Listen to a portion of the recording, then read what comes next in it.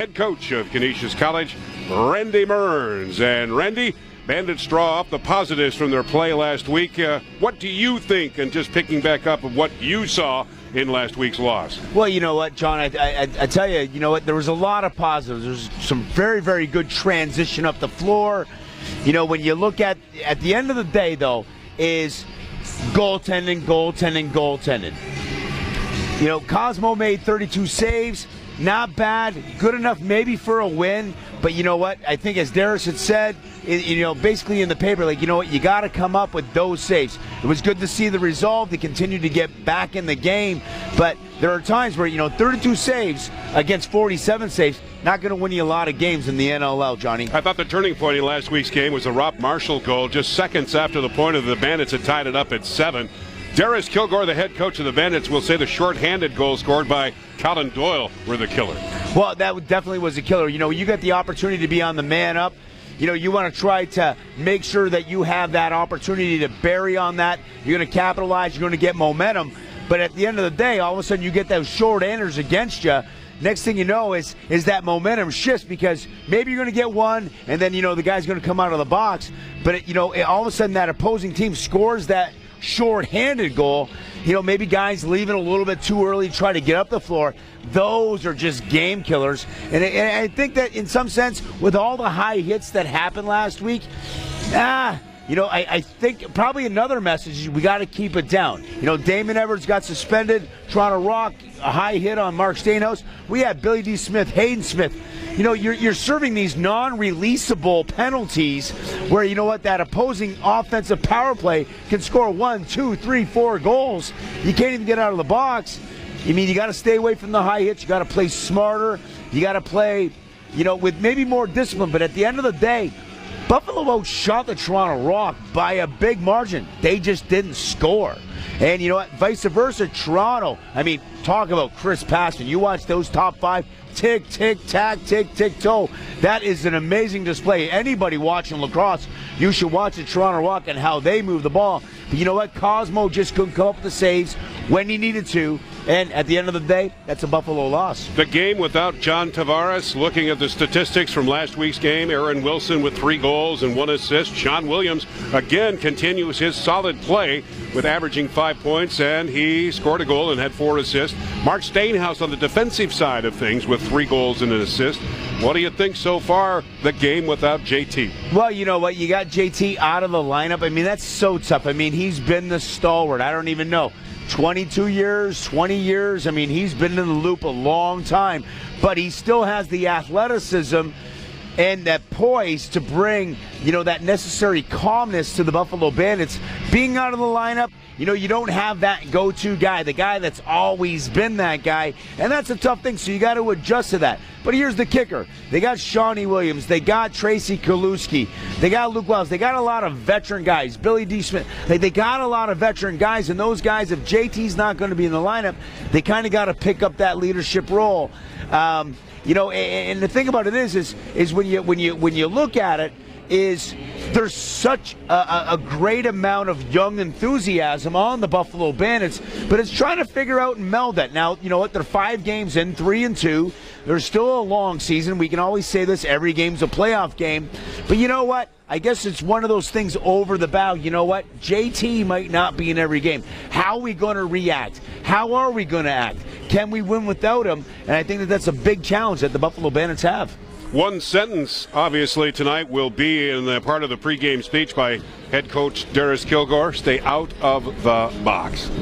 You got to stay out of the box. I mean, first and foremost, the NLL, they're making it known, and as we've seen, anything that's potentially high, a high hit, you're going to go for a 5-minute non-releasable full-serve penalty.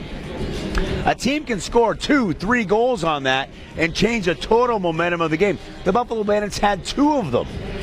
You know, that's 10 minutes in the box that you're giving guys like Doyle and Garrett Billings and Joss. You can't give them that opportunity.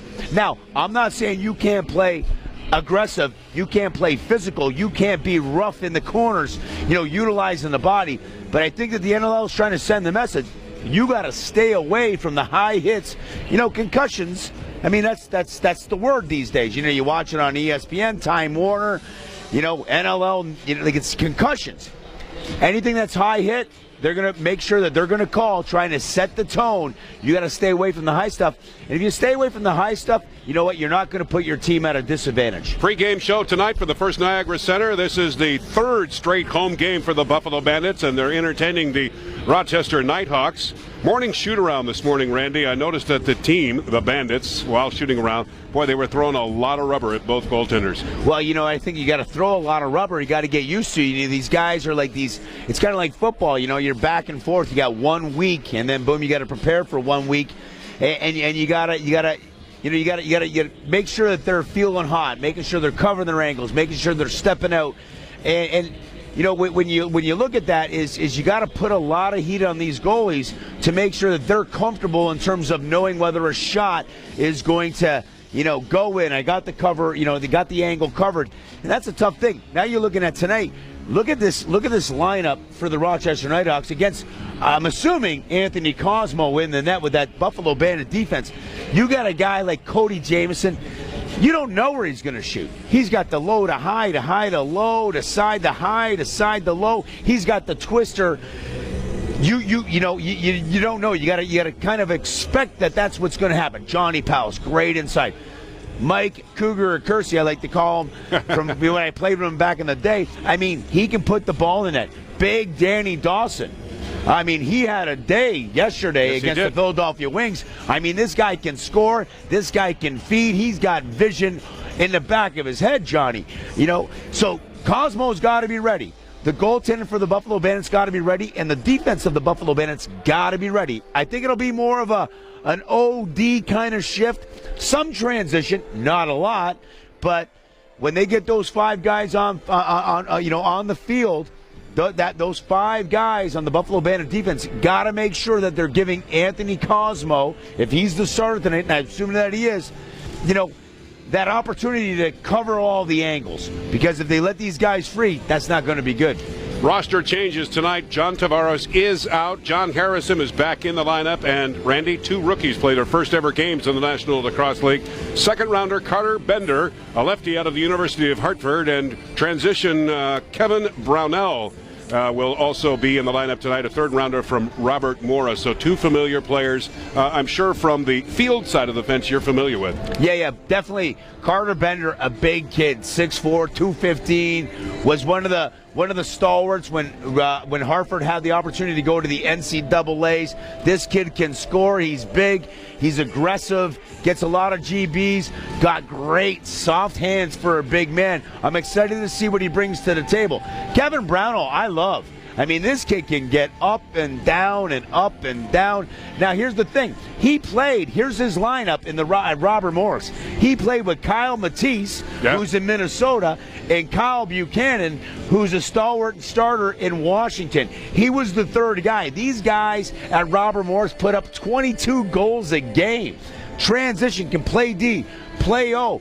And the best part about it is just athletic in between the lines. I'm excited to see what Carter and Brownell bring to the game tonight. Bandits are 3-2 on the season. Rochester is 2-3. The Knighthawks with 20 goals yesterday in their victory over Philadelphia, which included a 7-goal run in the second quarter.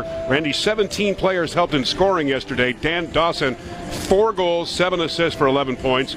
Cody Jamieson with 7 points. Micah Kersey with 4 goals. Joe Walters, his best ever, at 5 points. And we go between the pipes again. Another hot goaltender coming to Buffalo. This time it's Matt Vince, who was the defensive player of the week at 49 saves, .831 save percentage against the Wings. Holy mackerel. Holy mackerel, but here's the kicker. When you got good goaltending, you got a better chance of winning. Now, I love Matty Vince, had the opportunity to coach him. He was actually a long pole back in the day with Griffland, you know, but obviously, you know, from a box squad, always was a goal. I mean, he just covers angles. He's physical, he's quick, he can outlet the ball.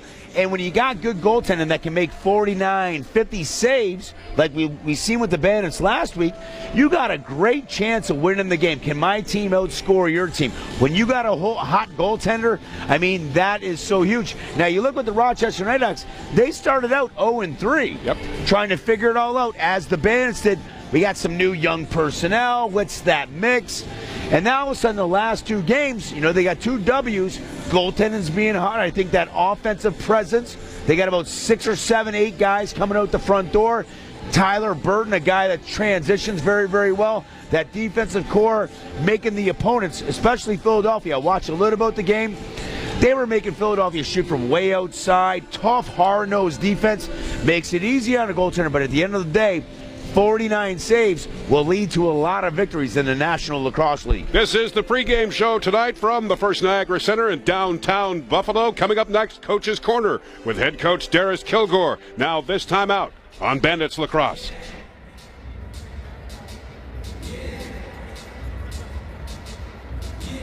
See, what did you like? Against Toronto, what did you see? What did you like?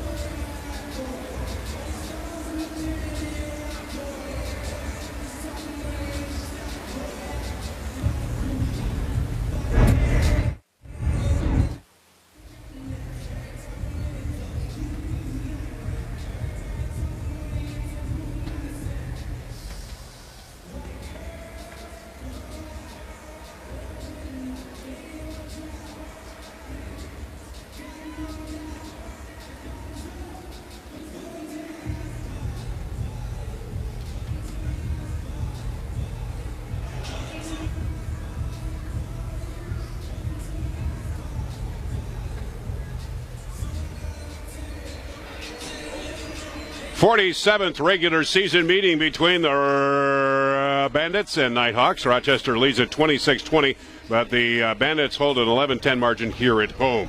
Bandits have won 22 of their last 23 regular season games when they lead after 3 quarters.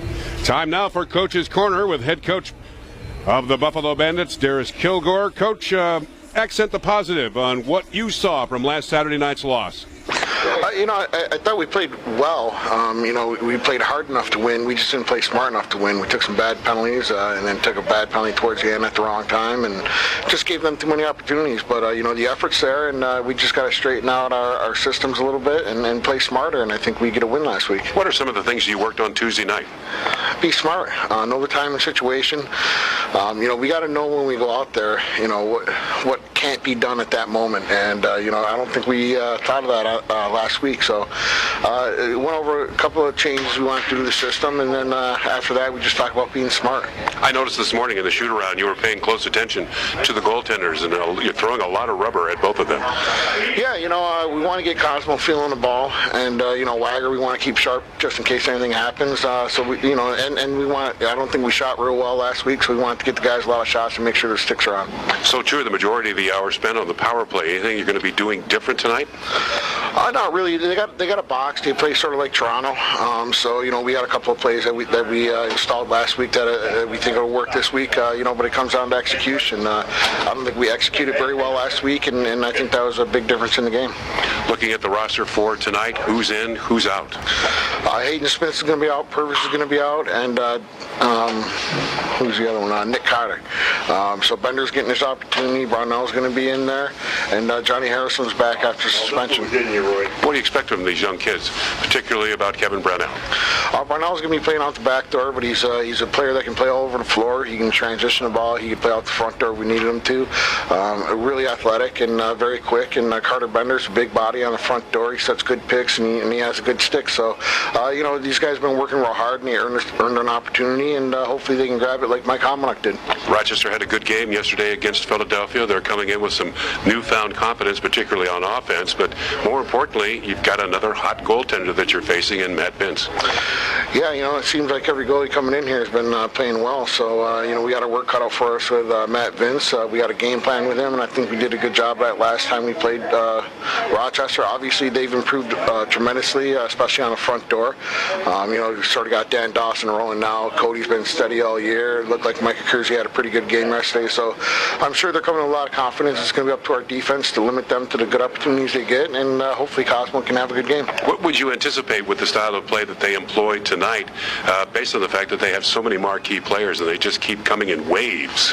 Well, they want to slow it down to a 5-on-5 game. They want to get their 5 best offensive players out there as much as they can, and they have 8 to 10 offensive players that really do a great job. So we're going to want to up tempo it a little bit and try and get them to take early shots. We want to make it a run and gun game a little bit more than they do, and that's what it's going to come down to. Whoever can impose their will and impose their style on the other team is probably going to win. Are you surprised with the defense, the way that they're performing? Speaking for the Bandits defense, the way they've been performing the last couple of games. It's frustrating because we play 10 minutes of really good defense, and then we have a 2-minute lapse and give up two goals that we should never give up. So we're really concentrating on a 60-minute concentrated effort, and if we can do that, I think we'll be fine. Coach, good luck. Thank you. Head coach Darius Kilgore before the start of the shoot-around tonight here at First Niagara Center as the Buffalo Bandits host the Rochester Knighthawks, meeting number 2 of the 4 scheduled this year in the regular season campaign here in the National Lacrosse League. Randy, what did you think of Darius's comments, particularly about playing smart? Use your head, and that's what they spent most of the majority of the time on Tuesday night at their practice. Well, I tell you, John, if you don't use your head, that's where you get into trouble. I mean, and I think he's probably talking more about the penalties. You know what? He definitely preaches, be aggressive, get in there, get your nose dirty a little bit. But you know what? We can't afford to take high hits.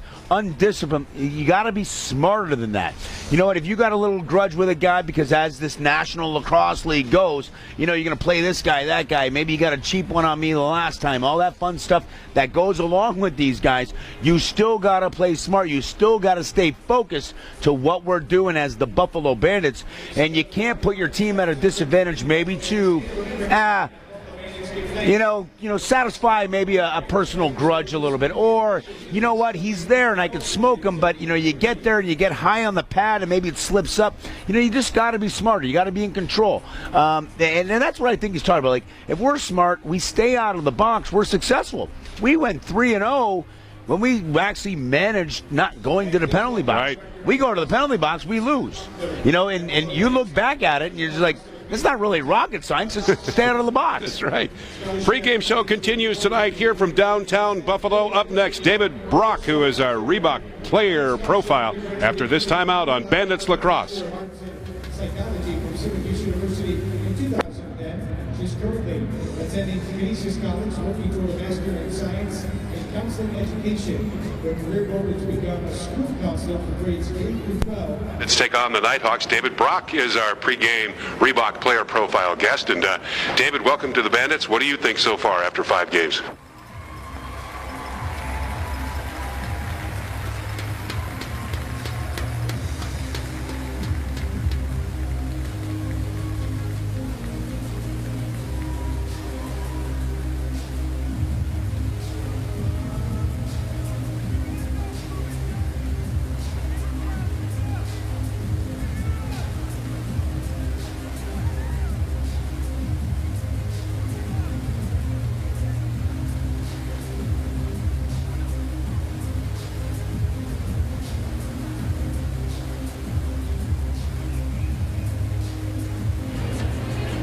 Once again, congratulations again, ladies.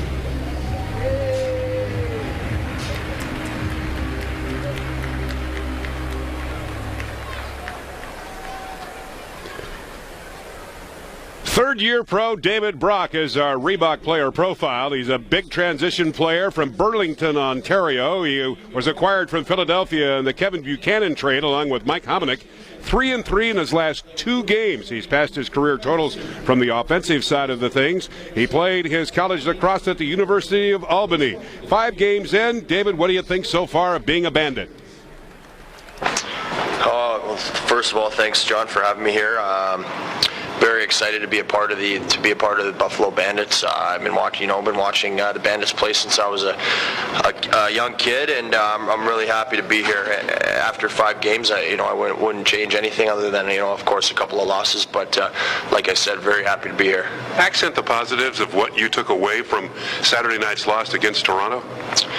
Well, I think a positive thing we can take away from that is, we're going to see those guys again. We get them 2 more times. I think both times up in Toronto, and you know what? It was a 14-12 loss, and I think one thing we learned is we can beat those guys, and if we play bandit ball and we play lacrosse the way that Darius is teaching us how to play lacrosse, we can go in there and we can beat those guys by 4 or 5 goals.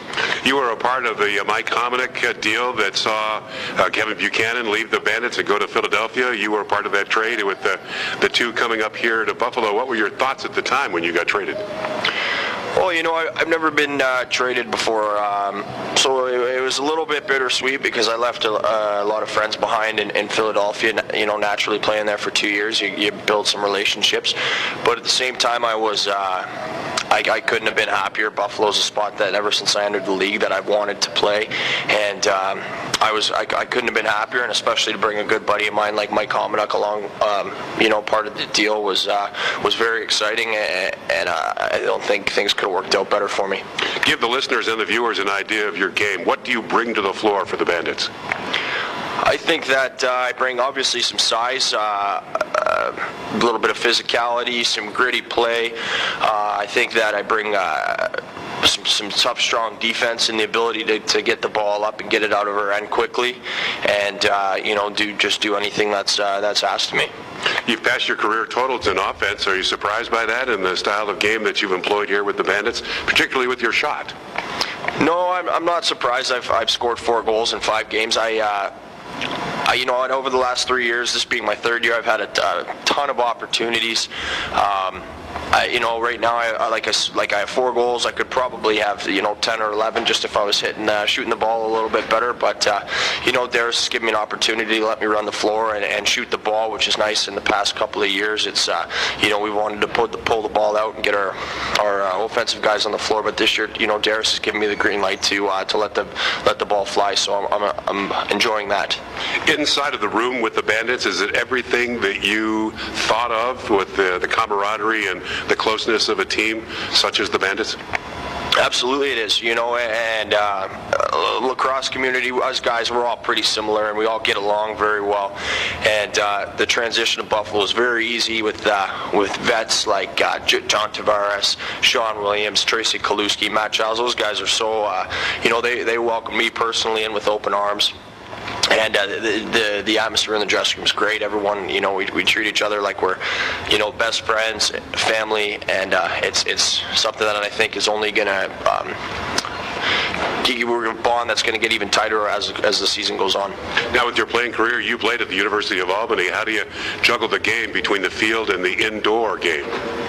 Well, I haven't played the field lacrosse game since I was a senior at Albany in 2010. And you know what? At first, it was a bit of a tough transition getting back into the box lacrosse first mentality of the game, just because the field is so much different. It's such a bigger floor. You get to use both hands. But you know what? It was a slow transition back to being a box first player, but I think it's one that I've adapted to pretty well. That box being my primary game as a child growing up. Celebration in the background of Native American Night here at First Niagara Center. Pre-game show tonight here with David Brock. Give the listeners and the viewers an idea of what you do away from the game, your job, your hobbies, and things you like. Away from the game, I'm currently a bartender. I've been doing that for about 2.5 years in Burlington, Ontario. Only about an hour here from Buffalo, so it's really great for me. I can, an hour, can't beat that. On the side, I like to, socialize with friends, hang out with family, hang out with friends. I'm a big family guy. I really enjoy. I have 3 brothers. I really enjoy spending time with my 3 brothers and my parents, of course. Getting out on the golf course in the summer months, and in the winter months, I'm a bit of a hermit. I like to stay inside. Watch a lot of game film and do a lot of lacrosse-related things. Get to the gym. game film, etc., etc. To the game tonight, what do you expect against these Rochester Knighthawks? Well, the Knighthawks coming off a back-to-back game there in Philly yesterday, and they beat Philly pretty good. So tonight, we beat Rochester in Rochester early in the year by a goal in the last 10 or 15 seconds that Tracy Kaluski put behind his back, which kind of sealed our fate. Tonight, I think that they're going to come out. They're going to be very, very, very hungry. This is a very competitive team. Obviously, a big rivalry, them just being an hour down the road. So tonight, I think they're going to come out and maybe try and push us around a little bit. But being at home here in Bandit Land, we're not going to let that happen. We're going to protect this place, and we're not going to give up any more home games. A lot of marquee players with Rochester, and notably another hot goaltender in Matt Vince. Yeah, Matty's a premier goalie in this league, and you know what, we have a premier goalie in Anthony Cosmo as well. I think if we get to Vince early and we rattle his cage a little bit, I think that we can put a lot of shots by him. No question that he's one of the better goalies out there, but I think if we get to him early, he'll start getting on his guys, and they'll break down a little bit. What do you think the message will be tonight from head coach Darius Kilgore before you step out for the formal introductions? Oh, that's a pretty easy question to answer there, Gertz. What Darius is going to tell us tonight is stay out of the penalty box, don't take any 5-minute penalties, and all we got to do is we got to go out there and want it more than these guys, and we execute our game plan. We play bandit ball, stay out of the penalty box, and the rest, everything will go the way we want it to. David Brock, great, thanks. Great, thanks a lot, Gertz. One of the new players of the Buffalo Bandits, David Brock, our Reebok player profile tonight here from the First Niagara Center. John Gertler with you this evening, along with my broadcast partner, Randy Mearns. Randy, a welcome player to the Buffalo Bandits, one of the many new faces, David Brock, and he's been ever so impressive in the 5 games played. Oh, I like David Brock. I mean, he can transition the ball. He could probably play out the front door if asked. He's a guy that's going to play wherever you want me to play. Yeah, right. He's 6'4", he's 215. He has hands, he's got really soft hands for a big guy. He can transition big, long strides, plays real tough D, and nothing wrong with having some 6'4" guys, maybe throw a little bit of that physicality at it. I really like him. I think he's going to have a great career here in Buffalo, and they're going to count on him. He's that guy that got traded for with the Buchanan trade. You know what? Theirs expects some good things from him. I think he's only going to get better. He's only 24 years old. Plenty of roster changes tonight for the Buffalo Bandits, so let's get to it. We have just received the official sheet. John Tavares is out. Randy, who else is out and who is in for the Bandits? Yeah, John. We got Nick Cotter, who I thought had a decent game last week. He's out of the lineup. Hayden Smith, I don't know if it's suspension or, wow, you took a dumb penalty. You got that 5-minute major late. And Jimmy Purvis. So that's all of a sudden going to put in Kevin Brownell. He's a young buck. He was a practice player guy out of Robert Morris. 3rd-round draft choice, 22nd overall. He's the guy that played with Kyle Matisse and Kyle Buchanan, 2 NLL stalwarts in their freshman year. He was the 3rd guy. These guys scored 21 goals a game in the NCAA. Amazing pickup for Buffalo. That's good. As well, we're going to have, let me just check the stats here. I'm just kind of looking through it. Carter Bender, again, like we talked about, big presence, 6'4", real soft hands for a big man. First National Lacrosse League, little tester coming out of the University of Harvard, or Hartford, sorry, and Johnny Harrison obviously back in the lineup. For the Rochester Knighthawks, getting scratched, Cody McLeod, he's going to get scratched. Craig Point, kind of a surprise. He's a nice right-hander, and Jamie Batson, they're going to be scratched for tonight's affair.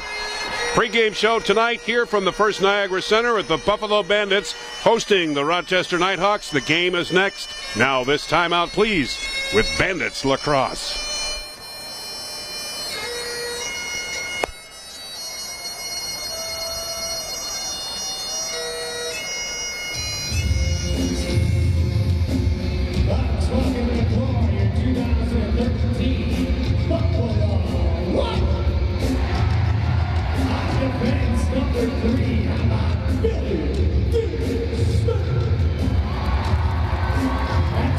Number 7, John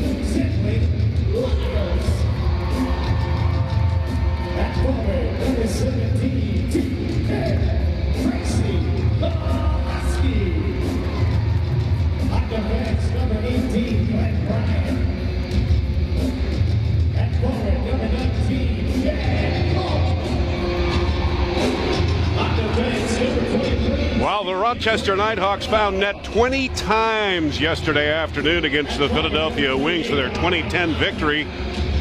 They've got some newfound enthusiasm and some confidence with the forwards. They also have a very hot goaltender in Matt Vince. So the Buffalo Bandits looking to put a kibosh on that celebration from yesterday and try to get back in their winning ways from their loss last week against the Toronto Rock. Good evening, lacrosse fans, and welcome to our broadcast tonight. John Gertler, along with my broadcast partner, Randy Mearns. The Buffalo Bandits, their third straight home game, and they want to leave the arena after tonight on a winning note before they head back down the thruway next week in the home-and-home series with these Knighthawks. Aaron Wilson last week scoring 3 goals. Sean Williams with another 5 points, and Mark Stainhouse with 3 goals. But the Bandits just couldn't figure out Nick Rose. 57 shots on. Nick Rose coming up with 45 saves.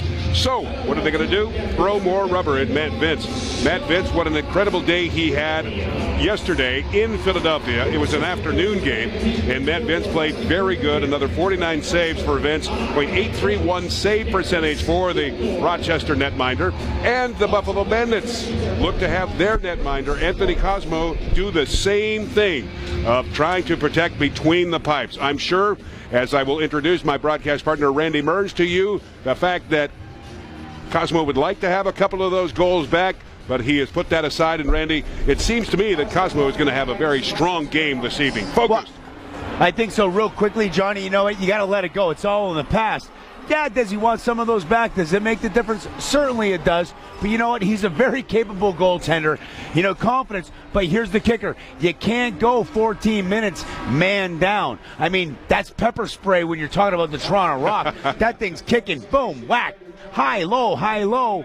You know what? I think he's going to have a better outing tonight if the Buffalo Bandits can stay out of the box. Spotlight introduction complete for the Buffalo Bandits. The Rochester Knighthawks are out on the turf. There is a celebration of Native American Night here at the First Niagara Center, where a lot of activity is happening, not only in the concourse, but out on the field as well. And Randy, congratulations to those that participated with the Six Nations Thunder Tribe team for winning the U15 National Field Lacrosse Championships this past December in Tampa, and they're out on the turf to celebrate this. Yeah, very, very skilled ball players. These guys can get up and down the field.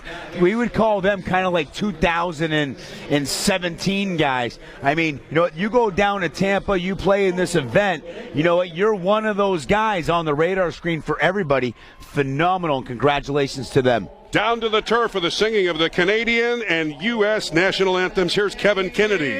Land, true patriot love, in all thy sons command. With glowing hearts we see thee rise, the true north strong and free. From far and wide, O Canada, we stand on guard for thee. God keep our land glorious and free. O Canada, we stand on guard for thee. O Canada, we stand on guard for thee.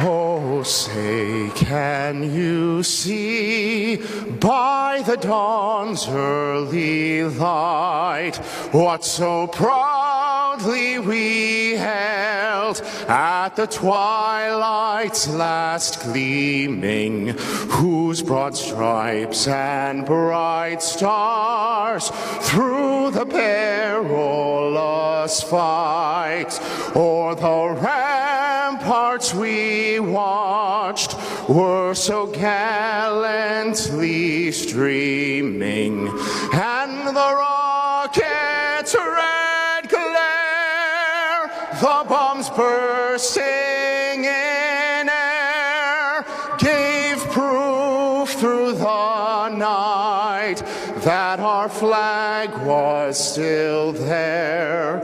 Oh, say does that star-spangled banner yet wave o'er the land of the free and the home of the brave.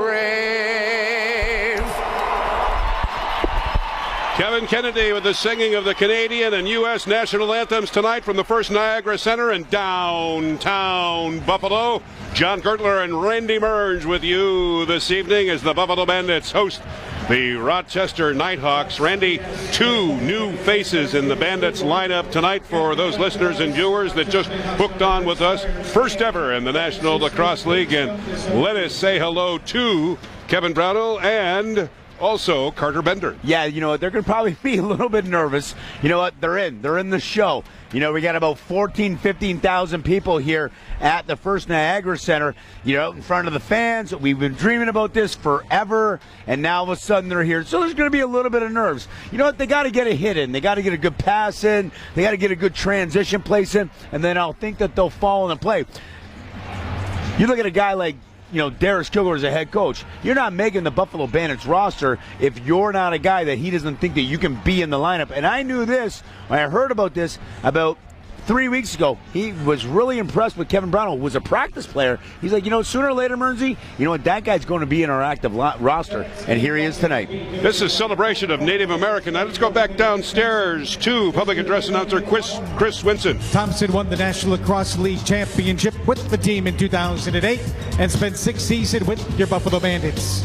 Mr. Martin, who is an Onondaga and a Beaver clan for the Six Nations of the Grand River Territory in Southern Ontario, is currently the Executive Director of Native American Community Services of Erie and Niagara Counties.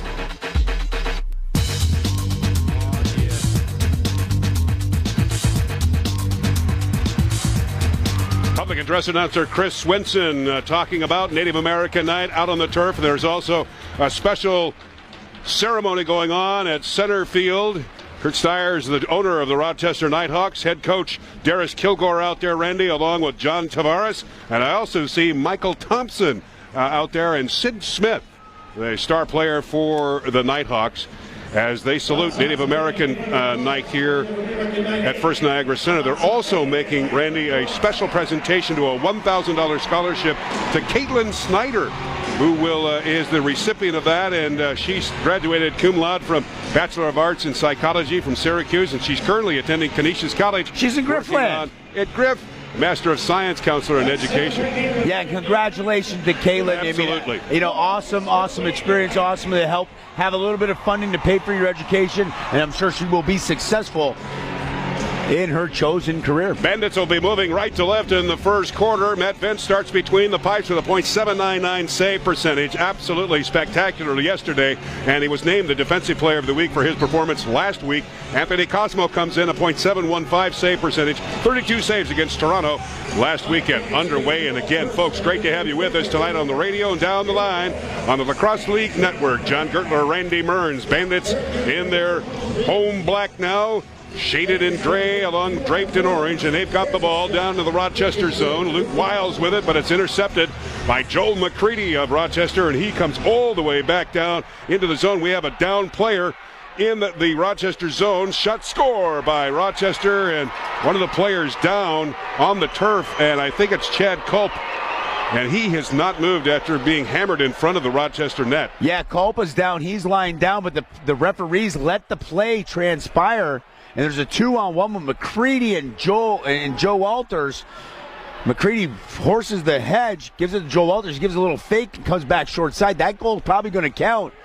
But wow, Chad Culp took something down low. I missed it. I don't know if it's Chad Culp or Luke Wiles. I'm trying to look at the numbers down on the turf. They've taken the coverage of the player down on the turf off the scoreboard. And I think it is Chad Culp. We're looking at it. Dr. Sherry Lachaume, the Bandits trainer, out on the turf attending.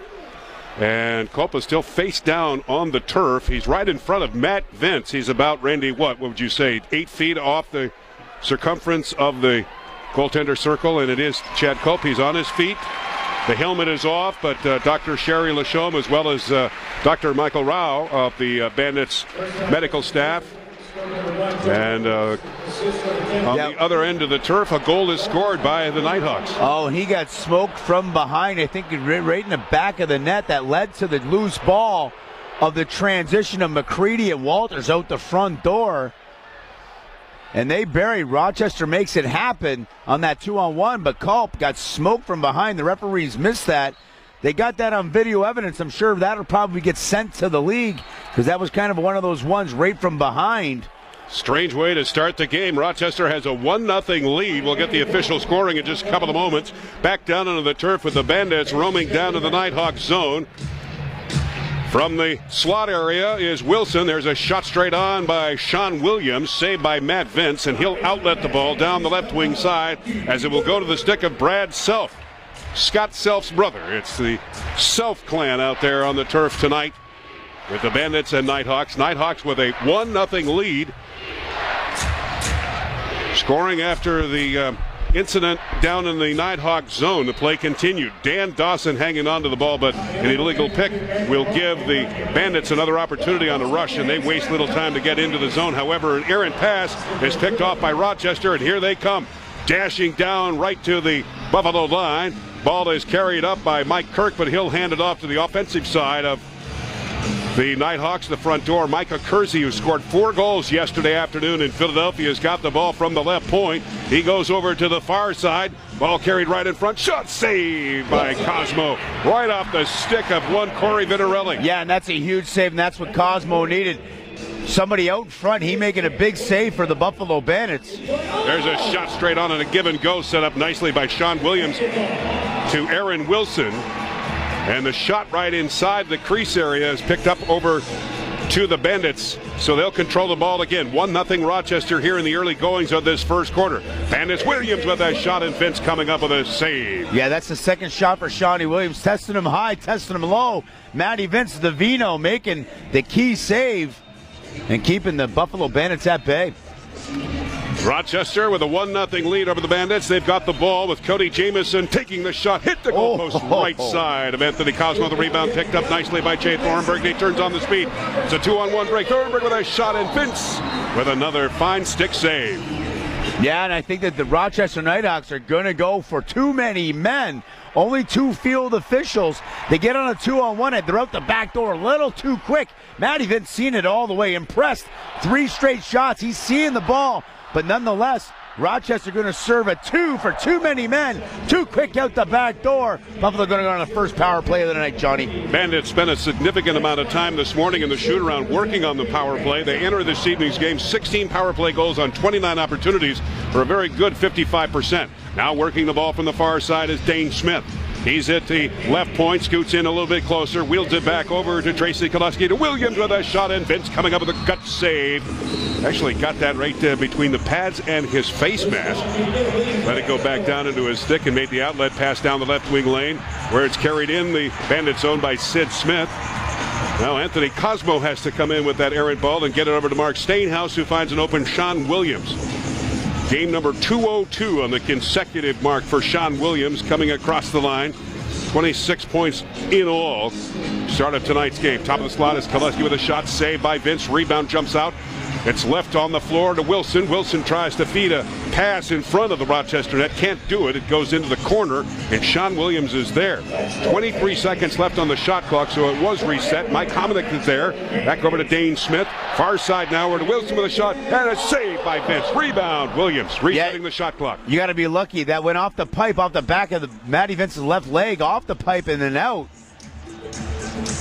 You like those ones, think when you're a goaltender. 1-0 Rochester, shot on by the Bandits on the power play. Now with 41 seconds left on that one, it'll be an over and back charge, and a dash now for the Knighthawks down in the zone, and thanks to a running Anthony Cosmo to hold off the run of one Paul Dawson to try to get the loose ball. But the Knighthawks have the ball down into the Bandit zone. Casey Powell, who had 3 points yesterday in Philadelphia, goes far side over to Dan Dawson. 25 seconds left in the penalty as Joel McCready serves it for too many men on the field. 1-0 Rochester. And the Knighthawks taking more precious time off. Cody Jamieson back over to Dan Dawson, twirls around from the left point, takes a long shot with 4 seconds left to shoot. Ball jumps over to the far side and picked up by Buffalo, and it's Mark Stainhouse who had the hat trick last week in the losing effort against Toronto. Bandits changing up quickly on the fly, and now the Knighthawks are back to full strength as McCready runs from the penalty box, playing 5-on-5. There's a feed pass now for the first ship over for Carter Bender. Pass goes Aaron. It's picked up by the Knighthawks, and here they come back down into the Rochester zone, led by Joel McCready. He'll carry it back out as Mike Hazen's crew changes up on the fly here in the first quarter, where the Knighthawks have a 1-0 lead. In over the line into the Buffalo zone to the far side. Knighthawks set up their play. Corey Vitarelli in there blocking away to allow the pass to go to the left wing side. That goes to Stephen Kehoe. A loose ball is picked up by Buffalo and a mad dash out at midfield. That's picked up by Jay Thornburg. Here's Thornburg with the ball inside the Rochester zone. He'll retreat, though, and allow that front door to open up. Yeah, real smart play by Thornburg. He had the one-on-one, which ended up being a one-on-2. Instead of taking an inverted shot, we got the shot, we got the ball. Let's utilize the 30. Waiting for the offensive guys to come out the field. Dane Smith's ball was picked up by former Bandit Ian Lord in the lineup tonight for Rochester, and he'll flip it back to his defense partner, Sid Smith, who will bring it out to midfield. Knighthawks have a 1-0 lead here in the first quarter of play. That score just in the opening minute of tonight's game, 31-second mark. Feed pass out in front of Anthony Cosmo, goes askew, over to the far boards, chopping away as Kevin Brownell holding his first shift tonight, and he'll play the back door, and Mark Stainhouse has got the ball from the top of the slot. Stainhouse inside the Rochester line and then jumps back out, and he'll flip it back over to the forwards who have made the change from the front door. Carter Bender out there on this rush now, flips it over to Sean Williams, far side to Tracy Koluski, now over to Aaron Wilson, back to Koluski with a shot that goes wide. Rebound jumps out, and it's picked up by Culp.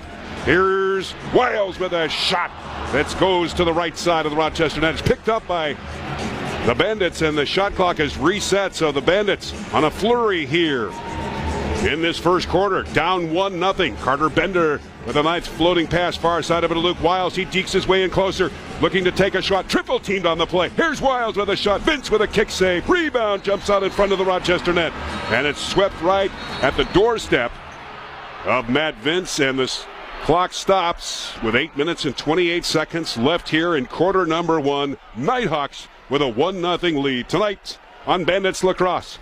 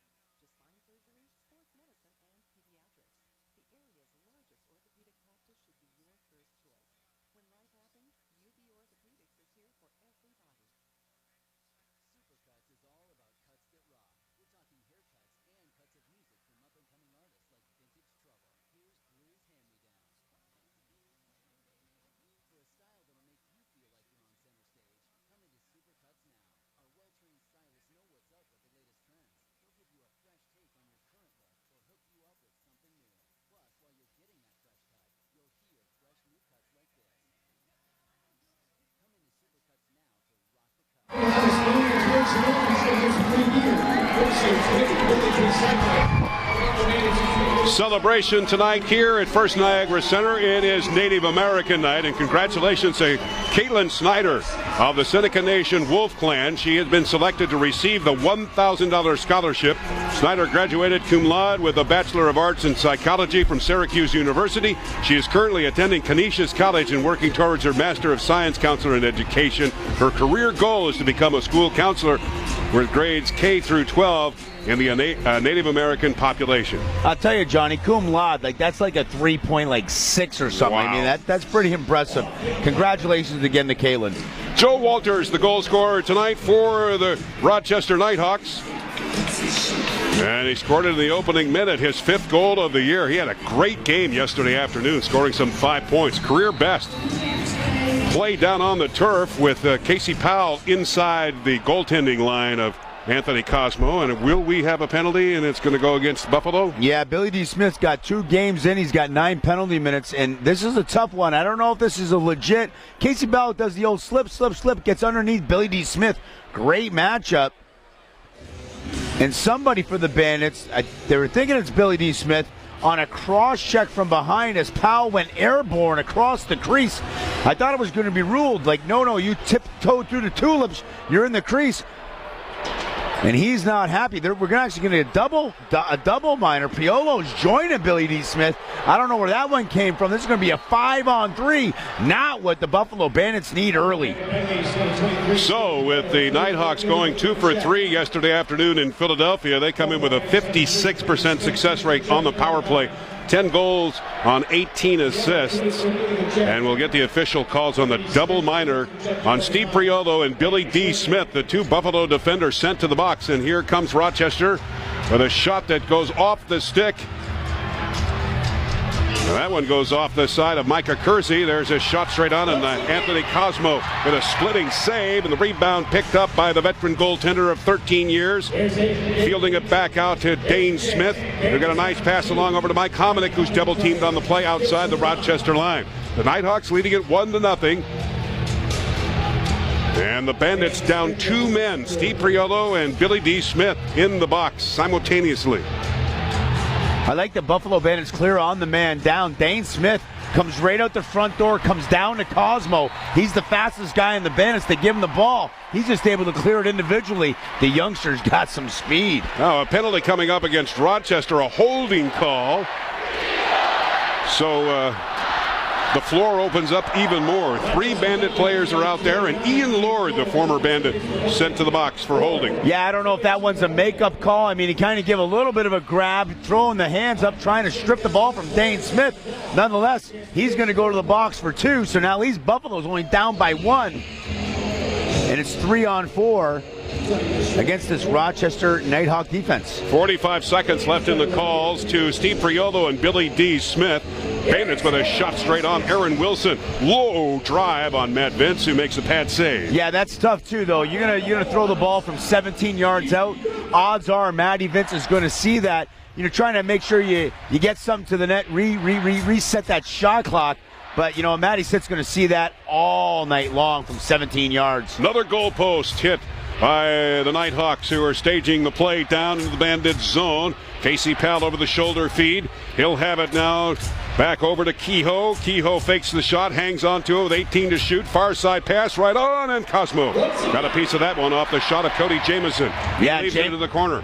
Jamieson throws the big twister, try to come back to the short side. Cosmo throw it up the big left shoulder like he knew it was already going to happen. So Billy D. Smith and Steve Priolo sent to the box are out fresh from 2 minutes. And the Bandits now with an abbreviated power play for 45 seconds. Trying to get back into this game. It's down 1-0. They're down 1-0. Joe Walters with his 5th goal of the year, scored in the opening minute of tonight's game. There's Kehoe with a shot. He scores! Stephen Kehoe with his 8th goal of the year. Point-blank range shot. Short-handed. Yeah, short-handed. I think Buffalo was trying to collect themselves, realizing that we actually have a man up. And Stephen Kehoe just gets it on that backside as 2 Bandits thwart to him on the backside. And he goes through the diving Superman. Great feed by Powell. And the Bandit defender tries to pick the pass off, leaving Kehoe an easy lane to the inside. He dives, goes between the legs of Cosmo. A short-handed marker. And the Rochester Knighthawks are up by 2. Chad Culp, who went down in the opening minute of this play, is back on him, pulling a shift here. So apparently he is okay. Playing in pain, obviously. He was hit hard from behind. Down in the Nighthawk zone. Bandits get a shot on, but Matt Vince is there and makes the outlet pass all the way down into Buffalo territory to the near corner. And Anthony Cosmo, who has been busy outside the net. Yeah, he certainly has. He's getting a lot of loose balls. Not a lot of movement on this Buffalo Bandit power play. They seem to be just kind of throwing that, give and take, trying to drag a guy. Unlike the Toronto Rock, where it's tic-tac-toe, cutters, tic-tac-toe. Kind of seemed a little non-existent. They throw an 18-yard bomb on Matty Vince. He handles that easily on the power play. So both sides are back at 5. on 5, and the clock is stopped with 4:46 left to play here in this first quarter. The Knighthawks with a 2-0 lead over the Bandits tonight on our broadcast of Bandits Lacrosse. If the Buffalo Bandits score 12 or more goals tonight, your ticket stub is going to be worth 50% off your entree tomorrow at Moe's Restaurants. Hey, get it Moe's. All right, check out the HD video board. It's time for tonight's Smooch Camp. No, not you. There you go. That's much better. Anything you want for delivery tonight with the Smooch Camp?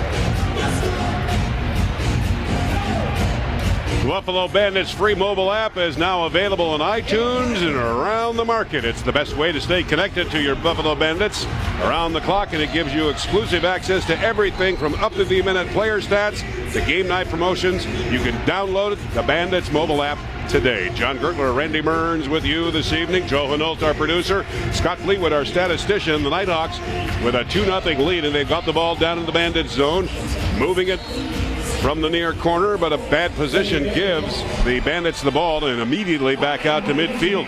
Running down the right wing side is Scutzel for the Bandits. Tips it back over to Carter Bender. He's got a full head of steam in that 6'5", 232-pound frame. Reverses position, feeds it back over to Mike Hominick. Hominick goes to the far side of it to Luke Wiles. Now Wiles feeding the ball back to the near side over to Hominick.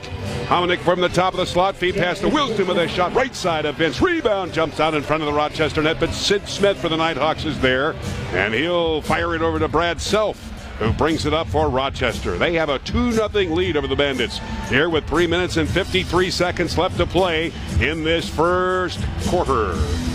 Cody Jamieson with the ball, far side, top of the slot over to Dan Dawson with a shot that goes wide.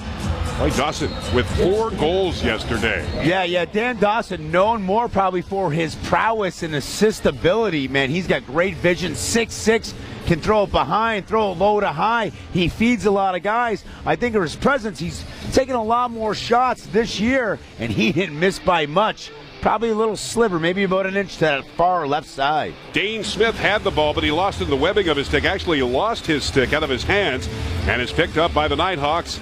And running down the right wing lane, that's carried up by Mike Kirk. Worked the ball over to Casey Powell, who flips it before going over in the back. It goes to the right wing side, over to Dylan Evans, leaves it to the far side now.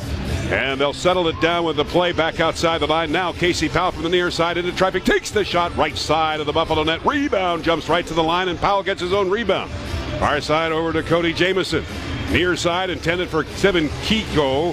That's picked up by Buffalo, and here come the Bandits led by defenseman Steve Priolo. 2-0 Rochester here in the first quarter of play with 2:42 remaining.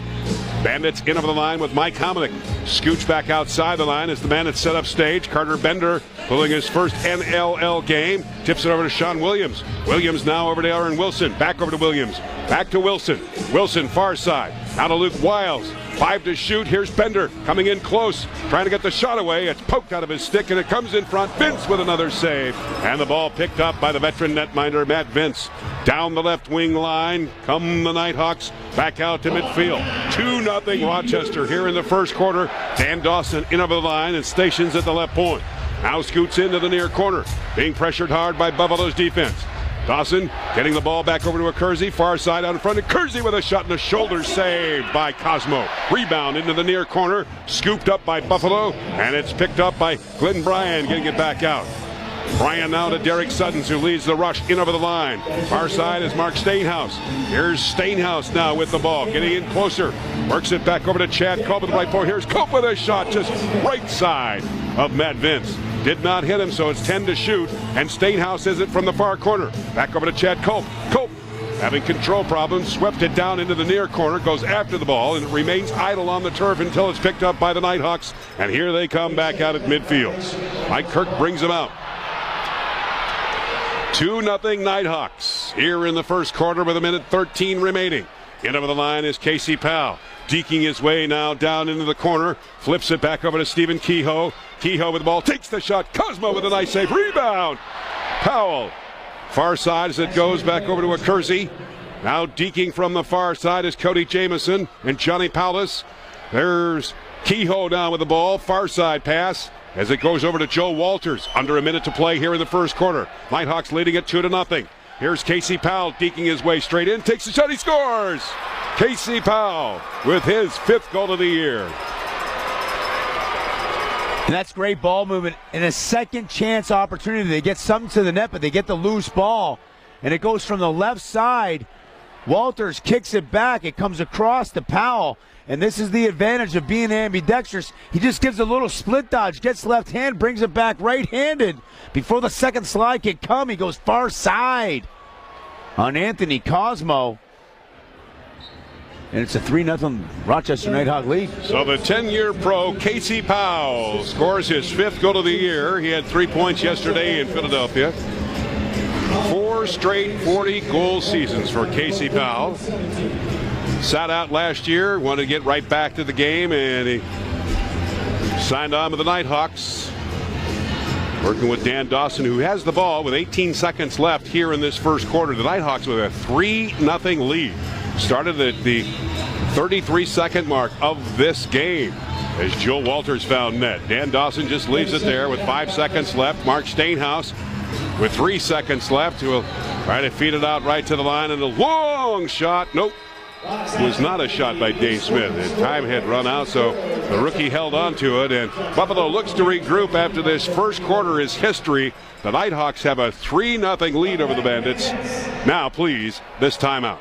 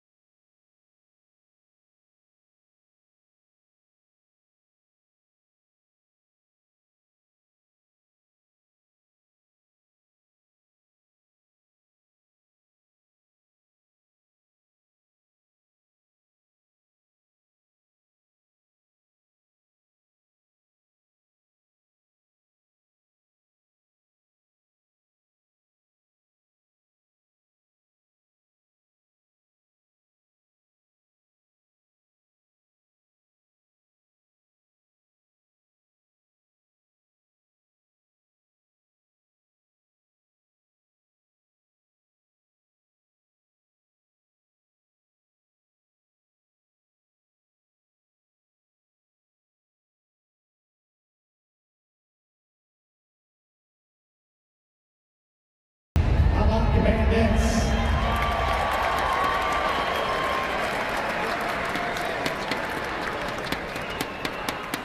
Stop by the H&R Block table tonight for your drinks between 2 Beacon City. A couple of minutes next one game. Pretty easy.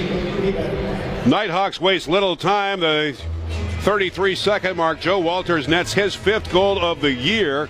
And then the offense continues with the Knighthawks scoring at the 9:21 mark. Stephen Kehoe scoring his 8th of the year. 14-18. It's Casey Powell with his 5th goal of the year. 3-0 Knighthawks. Randy, numbers. Well, numbers, here we go. Obviously, 3-0 lead. Shots are pretty much equal. 13-11 Buffalo in favor. But again, it's the saves. Matty Vince, 13 saves. I think he's got a big donut going on right now. Anthony Cosmo, only 8 saves. Other than that, it's all pretty much even. I don't want to say it's even coming down to goaltending, but that one short-handed marker by Stephen Kehoe, the 2nd goal of the game, that's kind of the killer right now. And Matty Vince is seeing everything.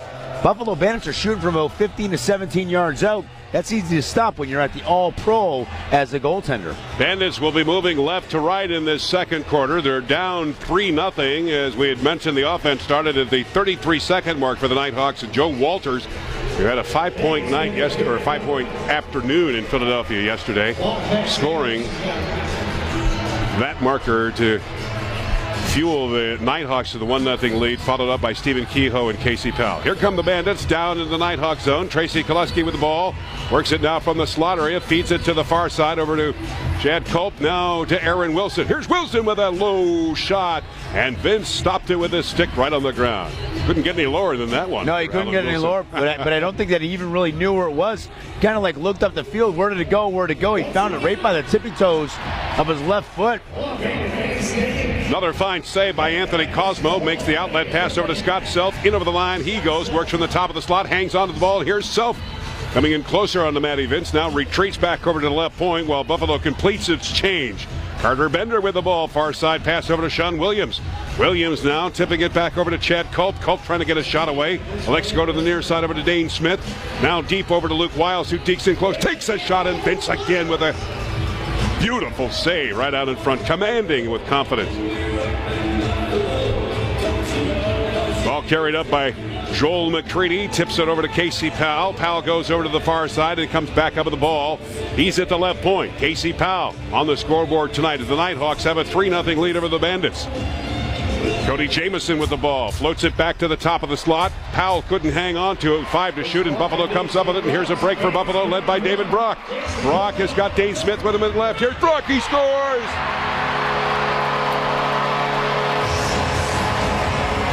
And that's what the Buffalo Bandits needed. The fans are on their off of their seats here at the First Niagara. David Brock has a 2-on-1. He looks off of Dane Smith. They get the 2-on-1. And again, we talked about at the front of the game, Johnny. He's 6'4", 6'5". He's got real sweet hands. He takes a little peek over at Dane Smith. And he says, I don't even need you. I'll just bury a top cheese. The defenseman doesn't go to him, and he blows it by the right shoulder of Matty Vince for the first goal for the Buffalo Bandits. Huge goal. Momentum shifter. Buffalo with a flurry of shots this moment of go, but it's picked up by the Knighthawks, and into the line they come. That's carried on by Brad Self, who's just inside the line. Far side pass over to Dan Dawson. Feet pass out in front. They score. Tic-tac-toe. There might be a challenge on that one. Yeah, if I'm the coaching staff, I think I'm throwing that puppy out. And just like that, it seems like it's been like the year. Buffalo scores, and then all of a sudden their opponents get something back real quick. They get a 2-on-1 at Kersey. He's got the dive move. I'm actually going to call that a good goal. Good thing that they don't throw the challenge tag out there on the floor. Kersey goes airborne to the far side. Micah Kersey in the lineup tonight for the Rochester Knighthawks with his 7th goal of the year. He had 4 goals yesterday afternoon in Philadelphia. 4-1 Knighthawks. Bandits with the ball down to the Knighthawks zone. Dane Smith has got it into the traffic. Takes a shot and Vince with a big shoulder save. The ball goes high over the netting and into the crowd here at First Niagara. Yeah, huge save by Vince. I think it went off the top of the left shoulder, off the pipe. That thing went about 150 yards into the air on a hard howitzer by Dane Smith. Smith has got the ball again from the near side. Comes in closer onto Vince. Now forced into the near corner by the Knighthawks defense. A bouncing ball picked up by the Knighthawks. Scott Campbell will get it back out, and here come the Knighthawks. Wasting a little time to get to the Buffalo line, and they're leading it 4-1. Far side is Dan Dawson. He'll leave it back outside as the Knighthawks complete the change. Joe Walters directs traffic outside the Buffalo line, and he'll station himself on the right point. Now to the near corner, wheeling it back over to Cody Jamieson, back to Walters. Walters from the slot area, feeds it back far side. A shot straight on, and Cosmo comes up with another save. 4-1 Knighthawks. Cosmo sees that one all the way. The Knighthawks throw a little slip on the backside, and the ball gets to a Kersey. He's got a tough angle. Cosmo seen it all the way, taking that one in the gut. Luke Wiles from the top of the slot. Far side pass intended over to Sean Williams. It goes over the glass, but it hit one of the Rochester players, so it'll be Bandits' ball into the far corners. Williams will take it from the on-field official. 4-1 Knighthawks here in the second quarter of play. Sean Williams forced outside the line, uses the turf to get to the near side over to Luke Wiles. Wiles out in front with a shot on by Aaron Wilson as he is hit hard from behind. And Vince comes up with a save, so the shot clock is reset and Bandits have control of it. Here come the Bandits, Carter Bender. Bender with a shot that's blocked into traffic. Rebound along the near boards, picked up by Aaron Wilson. Wilson behind the net to Wiles. Wiles couldn't feed it. And it goes over the center line, so it's an over and back charge, and Rochester will have the ball down into the Bandit zone, and it's left into the corner. It'll be picked up by Johnny Paulus. Worked back over to Corey Vitarelli. He uses the turf to the near side over to Mike Accursi. Accursi now flips it back over to Casey Powell. Powell works it back to the far side. Deking along the way is Stephen Kehoe. Kehoe coming in close. Takes the shot. He scores. Great individual effort by Stephen Kehoe to get the 5th marker for the Rochester Knighthawks. There's a lot of movement. It's switching. It's back and forth, and he gets under Priolo, shows the stick. Priolo kind of goes for it, and he gets up underneath. The second slide by Sun's not there, and Kehoe goes low to the far side. Number 2 on the game for Stephen Kehoe. We're going to have a change up on goaltenders for the Buffalo Bandits. Anthony Cosmo being relieved by Curtis Waggart, who comes into this evening's game, .790 save percentage. And that's so 22 saves in against Minnesota, 60th season. And that's so tough too, you know. Is it the goaltender's fault? Is it change in momentum? Is it I should have had that one off the left half? I mean, you don't know, but here's the benefit. Buffalo was down when Curtis Waggart came into the game the last time he showed up in a Buffalo Bandit uniform and led them to a victory. Can he all of a sudden maybe be that change of momentum, make a few good saves, Buffalo get back into this game? Well, it's one of the things that Kilgore said this morning is they need a big game from Cosmo. He had some great saves in this game, but at the end of the day, 15 shots, 5 goals. Whether they're his fault or whether the defense breaking down, sometimes you got to have that change of momentum. Why not try to do this early? 9:47 left in the second quarter. Here comes Dane Smith with a shot straight on point-blank range. Shoulder saved by Vince. Rebound is picked up by Buffalo, so the shot clock is reset. This is second quarter action where the Knighthawks have a 5-1 lead over the Bandits. Aaron Wilson with the ball. Tips it near side over to Dane Smith. Smith into traffic, floats at the Wiles with a shot. He scores! Cool hand, Luke Wiles. And what an example of the pick and roll game. Wiles comes up and he sets a slip pick. Dane Smith reads it. It's the 2-man game. He gets up over top. Both defenders, he shows the hedge fake, a little flip. And before the second slide can get there, Wiles is all alone. He goes high to high, far pipe on Matty Vince. And just like that, the Buffalo Bandits bring this game within 3. So after going scoreless last week, Luke Wiles nets the goal, his 4th of the year. It's 5-2 Rochester. We're going to take a timeout from First Niagara Center with 9:26 left in the second quarter on Bandits Lacrosse. For more information on the Rochester team, visit sabres.com/bowling.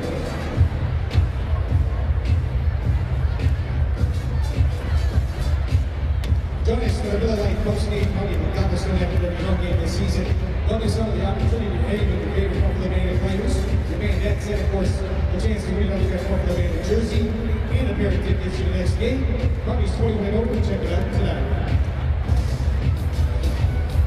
It's time now to select our awards winners of the game. With the Buffalo Bandits, thank the lucky roll to being fans and attending tonight's game. Players awards are off the section 101 or 15. Congratulations. You've all won an opportunity to visit the Bandits VIP Woodblock to see your Buffalo Bandits take the field for the second half.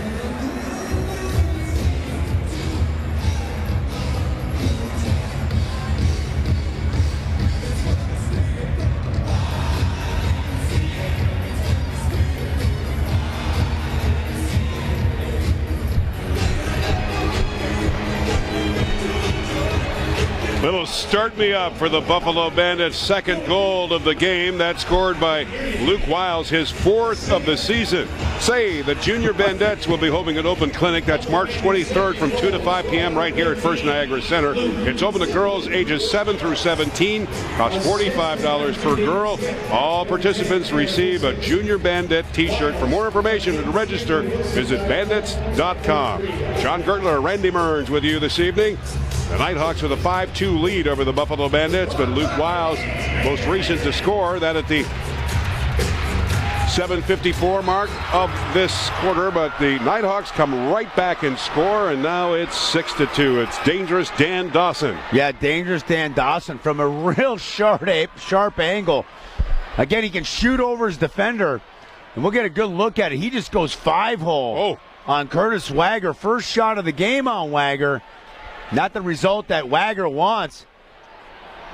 You don't typically see a guy from shooting way out there, 10, 12 yards on that angle. But great vision, great accuracy by the big man, Danny Dawson. And he's got himself a cherry tonight. They're up 6-2. Had 4 of them yesterday. Went into yesterday's game in Philadelphia with just 1 goal. But he potted 4 of them, and he's got 1 tonight to give the Knighthawks a 6-2 lead. If you just joined us, plenty of roster changes for the Buffalo Bandits. But more importantly, the storyline now, Anthony Cosmo is pulled. Curtis Wagger is in for the Bandits. But Dan Dawson beat him at the 5-hole to give the Knighthawks that 6th goal of the night. The scoring started at the 33-second mark of tonight's game. Bandits trying to get something to go in the front. Have the ball now with Dane Smith with it from the left point, looking for an open lane. 14 to shoot. Here's Smith with a high shot. Shoulder saved by Matt Vince. And the outlet pass goes over to the right wing side, over to Dylan Evans, who brings the Knighthawks back out to midfield. 24-16 shots on goal favoring the Bandits, but they're down 6-2. And here come the Knighthawks with the shot on. Corey Vitarelli, but Wagger makes a nice save. And the rebound is picked up by Mark Steinhaus. Wagger needed that. You know, that's his second shot. You got to feel the ball a little bit so you can get into the game. That first one by Dawson obviously found the 5-hole. That one he came across crease, able to see it the whole way. There's a shot straight on, and Vince coming up with another save. And the Knighthawks come back out to the right wing side and bring the play right to the line. That's carried out by Ian Lord. Lord goes to the far side now as the play set up by Cody Jamieson. Back to Dan Dawson.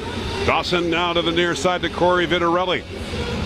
Back over to Cody Jamieson. Far side pass to Dawson with a shot. Kick, save, and a beauty by Wagger. And the rebound is picked up by John Harrison. Back in the lineup tonight for the Bandits after serving a 2-game suspension. Steve Priolo in over the line for the Bandits inside the Nighthawk zone. We'll wait for the complete change and then run over to the Bandits bench. Here's Luke Wiles with a shot, and Vince with a right save. Rebound into the far corner. Slapping away is Sean Williams. Also getting some help is Tracy Koluski. And a penalty coming up against the Knighthawks. It will be delayed as Wagger runs to the bench, and the 6th attacker is out for the Bandits. They're down 6-2. Dane Smith now to the near side. Over to Wiles. Into traffic, shot just to the right side of Vince. Goes into the corner, picked up by Tracy Koluski. Here's Koluski with the ball.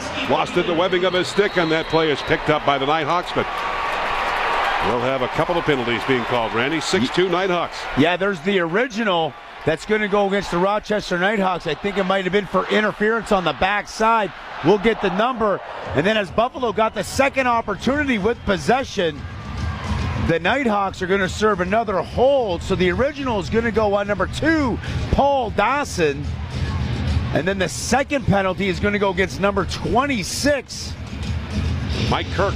Which is Mike Kirk for the hold, as Koluski got underneath him, but he had no choice. He had to give him the old tag. Nothing happened there. Buffalo going to go on a 5-on-3. Big opportunity for the Bandits to get themselves back in this game. 6:37 left. Second quarter, 5-on-3, Johnny. Bandits spent a lot of time this morning in the shoot-around working on the power play. Dane Smith is out there. Also, I see Steve Priolo at the face-off line at center, as Dane Smith will set it up, and then Priolo obviously will run back over to the Bandits bench. As Smith comes in over the line, he'll be holding back on any short-handed opportunity. Speaking for Priolo, here's Dane Smith now with the ball near side, give and go shot. Play set up by Aaron Wilson. He retrieves the ball from the near Rochester corner. Now Dane Smith, top of the slot, back over to Wilson with a shot, and Vince Smith that one. Oh, that's quick, side to side to side. Matty Vince getting all the way over. Huge save for the Knighthawks. 6-2 Rochester. Second quarter action with 6:06 remaining. Bandits on a 5-on-3. What the Bandits will do is they'll keep one guy high and this really actually go on a 4-on-3, guarding that midfield. If you shoot, don't let that ball go over top, so you get that back and forth, that over and back call. So they'll go in that 4-on-3. They got the sharpshooters and Wiles, Kaluski, Hamanuk, and Carter Bender. Bandits have called a timeout. Obviously, Darius Kilgore did not like what he saw out on the turf and the way the formations were set up. Here is the call. There's 4-minute called on Paul Dawson and the 2-minute minor on to Kirk. So the Bandits have some time, but Darius Kilgore looks like he's reading the riot act over from the Bandits bench to the crew out on the turf. Well, it doesn't seem like they're smart with the ball. They get something off in 7 seconds. You got a 30-second power play. You have the ball 4-on-3. That ball should be going tick, tick, tack, tick, tick, tack, tack, tick. Somebody cut, move your feet. You're going to get a really good opportunity from about 6 feet. Don't settle for, I got to make one pass, I got to be the guy, I got to make the play. I'm sure it's something probably along the lines. Again, they got the 4-3. Turning point. They can get 3 goals on this opportunity of Kirk and Dawson being in the box. They're right back in the game, Johnny. 6-2 Knighthawks. Bandits with the ball down in the Knighthawks zone from the slot area. Goes to the near side to Koleski. Back up to Wiles. Back to Koleski with a shot. Rebound off the shoulder of Matt Vince, and a break now for the Knighthawks. Dashing out at midfield. End of the line come the Knighthawks. That's carried up by Brad Self. He'll hang on to that ball and get more time off. The 2 penalties assessed onto the Knighthawks here in the second quarter of play. The Knighthawks with a 6-2 lead. That's a great play by Kirk. He throws the ball all the way over. Excuse me, it might not even be Kirk, number 25. Excuse me. So it's Brad Self. He throws it off the boards so then it can rebound into Casey Powell's stick so they can utilize the 30. That's a veteran move if I've ever seen one. 5 minutes left to play here in this second quarter. Bandits trying to get some offense going here. Scott Self joins the fray. Far corner is Sean Williams. Williams now back over to Dane Smith. Smith wheels it back into the corner. That's picked up by Aaron Wilson. He's got a lane, takes a shot. Vince with a save. Rebound picked up by the Knighthawks and carried by Dylan Evans back out to midfield. Oh, and Matty Vince. 1 left to play here in the second quarter. Go You're ahead. certainly right, but Matty Vince throwing up that big left pad. Huge save. There is Wiles with a shot. Hit the goal post. Rebound, Sid Smith over the shoulder feed. Now back over to Kirk, who's fresh in the penalty box. Tips it back over to Self. Check that. Dylan Evans has got the ball. He leaves it to the stick of Dan Dawson, who fires it over to Joe Walters. And they're taking more time off that call now. Left to Paul Dawson. 6-2 Knighthawks. They've got command of this game. Cody Jamieson with the ball behind the Buffalo net. We'll let that 30-second shot clock go, and we'll stop things with 4 minutes left to play here in this second quarter. The Knighthawks leading at 6-2. This is Bandits Lacrosse.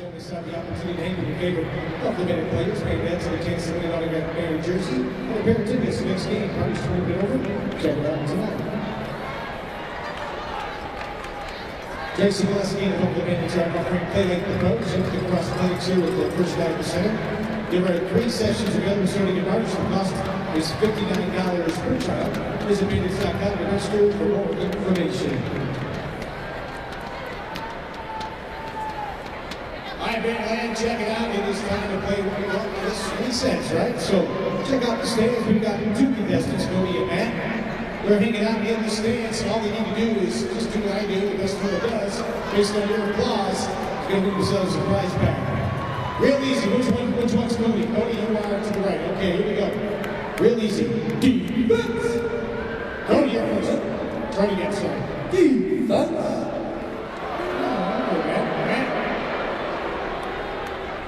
Defense. What do you think? Cody, number 1. And Cody's already giving it up. Looks like that's going to be a winner. Look, man. Tracy Koluski and the Buffalo Bandits are offering Play Like the Pros youth lacrosse clinics here at First Niagara Center. There are 3 sessions available starting in March. The cost of each session is $59 per child.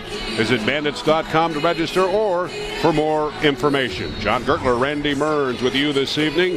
Joe Hanault, our producer, and Scott Fleetwood, our statistician.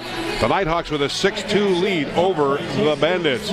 Luke Wiles scoring for Buffalo, as well as David Brock, and the Bandits trying to get something together here with a long shot blocked into traffic. Rebound! Shot by Dane Smith. He scores! Nope. It's waved off as Smith was inside the crease area. And there's a big yellow flag thrown by the assistant coach, Richie Kilgore. They're thinking that goal by Dane Smith on the PP is going to count. 1:01 left in the penalty to Paul Dawson. That was a 4-minute minor. Or was that a major? No. It was a 4-minute minor. I think it was 2 minors wrapped into 4 minutes. But great movement. Buffalo throws a double seal. They kick it back to Sean Williams right from the top. He's got a good look. I think it hits one of the defender's sticks. There's a loose ball. Smith corrals it, gets straight to the net, and he buries far side. Let's see the replay as Sean Williams receives a nice pass from Smith.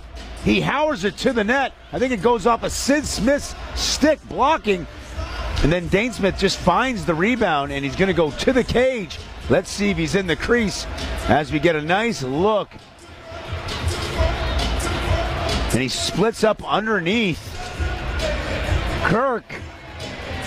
The ball I think is in. I don't know if his right foot taps it. It's hard from that angle to see whether or not from the crease is his foot in the crease. It's tough to see. Maybe we get a better look at here. Yeah. He's tipping throwing the tulips right there, Johnny. He's a little shy. That's going to be no goal. Just Buffalo, an eighth of an inch in the goal line area. It's that close. The game of inches. I think the Bandits are going to lose the timeout on this challenge. Teams get 1 challenge per half, and Buffalo has elected to make the challenge on the goal by Dane Smith. And let's see. Nope, it's waved off. So They will be charged their timeout. They've already used their timeout in the first half anyway. So the challenge was there. Oh, just how close it is, right? You know, from just a milli-inch, I'll call it, on Dane Smith. From watching the replay, though, I'm 5 for 5. I'm just like, but that's me watching the replay, though. Like, I got to watch it. I'm going to make the call because I watched the replay. I'd be good down in the box down there, I think. You know what you're looking for, though. You see the shot by Dane Smith, and if anything, they beat Mad Vince, so they know where to go. Well, they got to go far. They've beaten them twice far. They just got to get more. They got to get more quality shots. They have 30 shots this game, only 2 goals, 28 saves by Matty Vince in, 27 minutes of lacrosse tonight, Johnny. Anthony Cosmo has been relieved of his duties. That's about 10 minutes ago. Curtis Wagger in between the pipes for Buffalo. Here come the Bandits down into the Nighthawk zone. All moved nicely by the Bandits. Aaron Wilson tips it over to Sean Williams, who goes into the far side. Now over to Luke Wiles. Here's Wiles with a shot. And Vince with another save with 2 minutes and 55 seconds left to play here in the second quarter. Nighthawks with a 6-2 lead. I don't even know. So Johnny Harrison's in the box for 2. Is that because... Okay, the delay of game. They didn't have any timeouts left, but they threw the flag. They weren't correct on the flag. That's a 2-minute penalty. That's why it's 4-on-4. Rochester now just sprung out. Number 2, Paul Dawson. Harrison was the in-home, and the Nighthawks have a 5-on-4 power play. That's the first time I've ever come across that one. That's right, because they had used their timeout already and then made the challenge, and they lost their timeout, and they get a 2-minute penalty from that one. Yeah. I guess that makes sense. 34 seconds left to the Bandits penalty. And the Nighthawks with a 6-2 lead. Top of the slot is Dan Dawson. Over the shoulder feed, far side. Back over to Vitarelli. Now Cody Jamieson with a shot, and Weiger with a save. Oh, he let the ball go across the goal line. And the 7th Rochester goal has been scored and go to Cody Jamieson. Cody Jamieson throwing the twister. He's the left shooter. They go back and forth. Dawson kicks it down low, comes back to him. It goes cross. And Cody Jamieson just got this twist of the hips. And he comes all the way high. And you don't know if he's going to go far or he's going to go short. And he buries it far side. It looked like Wagner had it covered. Might have slipped through like that little crack. 98-mile-an-hour shot. And it's a 7-2 ball game for the Knighthawks. Cody Jamieson averaging 4.8 points a game, finding net to give the Knighthawks a 7-2 lead. 1:35 left to play here in this second quarter. Bandits with a shot, blocked into traffic. Rebound, Mike Hominick, but Vince again with another save. 18 shots on goal for Rochester. They have a 7-2 lead. 33 shots for Buffalo. Mike Kirk brings the Knighthawks back out to midfield. Flips it back over to Joe Walters, who directs traffic from the right point. And now deep into the Buffalo zone to the near side. Top of the slot as it goes. Shot on by a Kersey. Rebound. Wagner with 2 big saves. Oh, Gio throws the big behind the back. Wagner throws up the right arm. Wow, spectacular save by Wagner. David Brock and Mark Stainhouse combine together to get the ball down into the Nighthawk zone. Stainhouse checked from behind by Sid Smith. No call in the play. However, the ball will be controlled by the Bandits and the clock reset.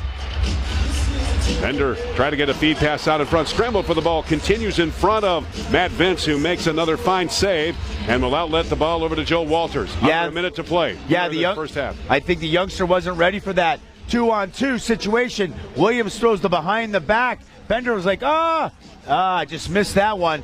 He'll be ready for that the next time. 30 seconds left to play here in the second quarter. 7-2 Nighthawks. They've got the ball down in the Bandit zone. Casey Powell eludes the check and lets it go to Jamieson with a shot. Hit the goal post left side of Wagner. Rebound. Top of the slot is Jamieson. There's Jamieson now with 15 seconds left, and Nighthawks will call a timeout and regroup with control of the ball. Sometimes it's just bounces. That rebound went way up in the air. 3 Bandits going for the loose ball, and I believe it was Cody Jamieson, and it comes down, and Jamieson comes up with it. There could have been a 3-on-0 breakaway for the Bandits. Sometimes it's, that where the bounce of the ball, just seems the bounce of the ball is going the Nighthawks' way.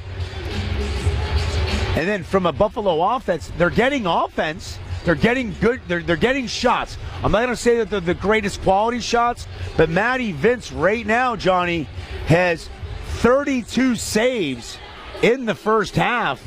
I mean, phenomenal performance, but I think it's because of that Rochester defense just keeping Buffalo like they're shots, but are they really, really good shots? He's made his saves when he's needed to make them.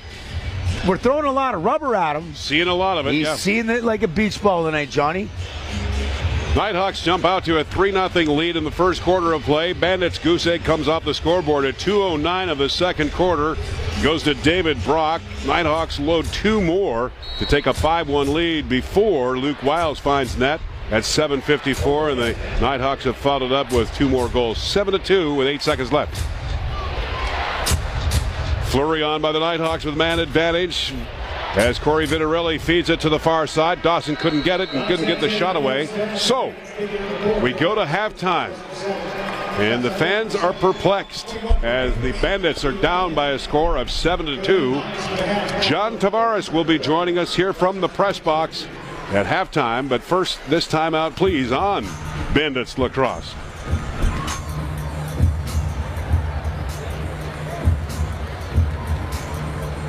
Bandit fans, the Buffalo Bandit, the official fan club of the Buffalo Bandits, wrap them up tonight's proceeds for donated to the Variety Club of Western New York. Visit the brigade at the table of Mr. Clean. For rapid information and find out able to support Buffalo Bandits on the road. Come by and meet the Bandit Brigade.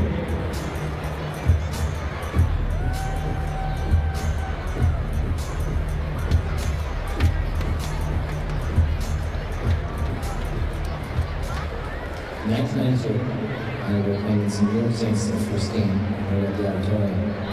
And there was a blip, and I didn't know what it was. Well, it's one game, it was 7:30 starting. It was at 4-8, still not starting. We were drawing up on the for tickets. I think we came to 10,000 people that night. And we lost that night. And at the end of that game, we were standing ovation. I believe that that's when some people say the scores are like where that out, 13,000, we were really cool out of the room. That's what I'm there. And Buffalo is supposed to take sports and they support, we support well, they're very hard every year. And from that, we just see it off me down for a little bit.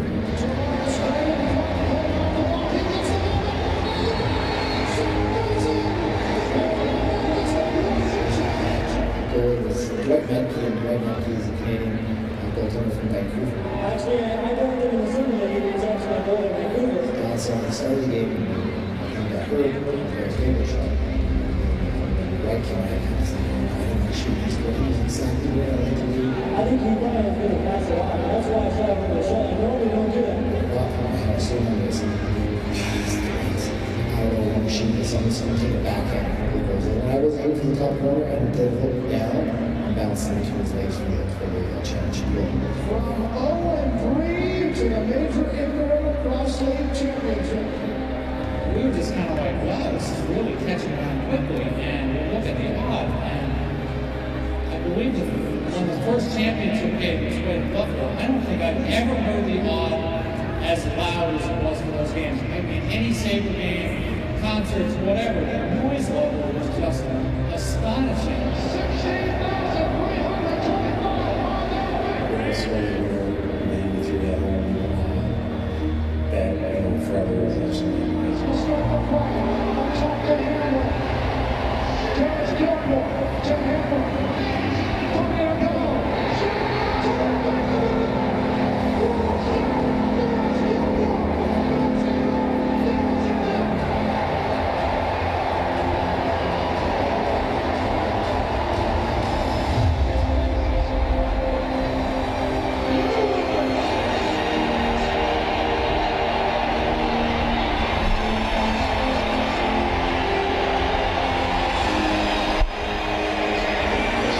Halftime at First Niagara Center with the Knighthawks holding a 7-2 lead over the Buffalo Bandits. The scoring started at the 27-second mark of tonight's game.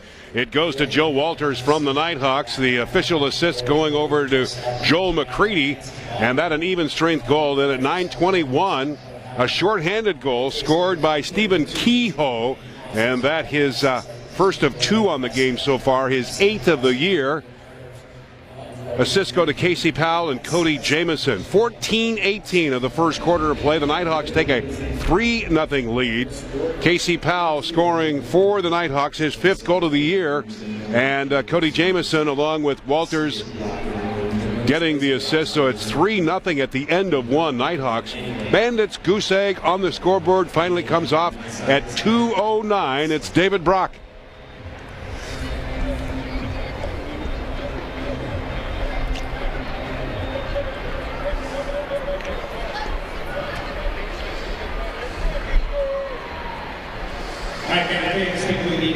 So David Brock scoring for the Buffalo Bandits. His 5th goal of the year and an even strength goal, and they'll hand it unassisted. 3-1 Knighthawks. Knighthawks go up 4-1. Micah Kersey scoring for the Knighthawks, his 7th goal of the year. Assist going to Dan Dawson and Brad Self. That even strength. Knighthawks make it a 5-1 lead with the 4:41 of the second quarter of play. Stephen Kehoe, his 2nd goal of the game, assist to Casey Powell and to Micah Kersey. Buffalo finding net. This time it's Luke Wiles.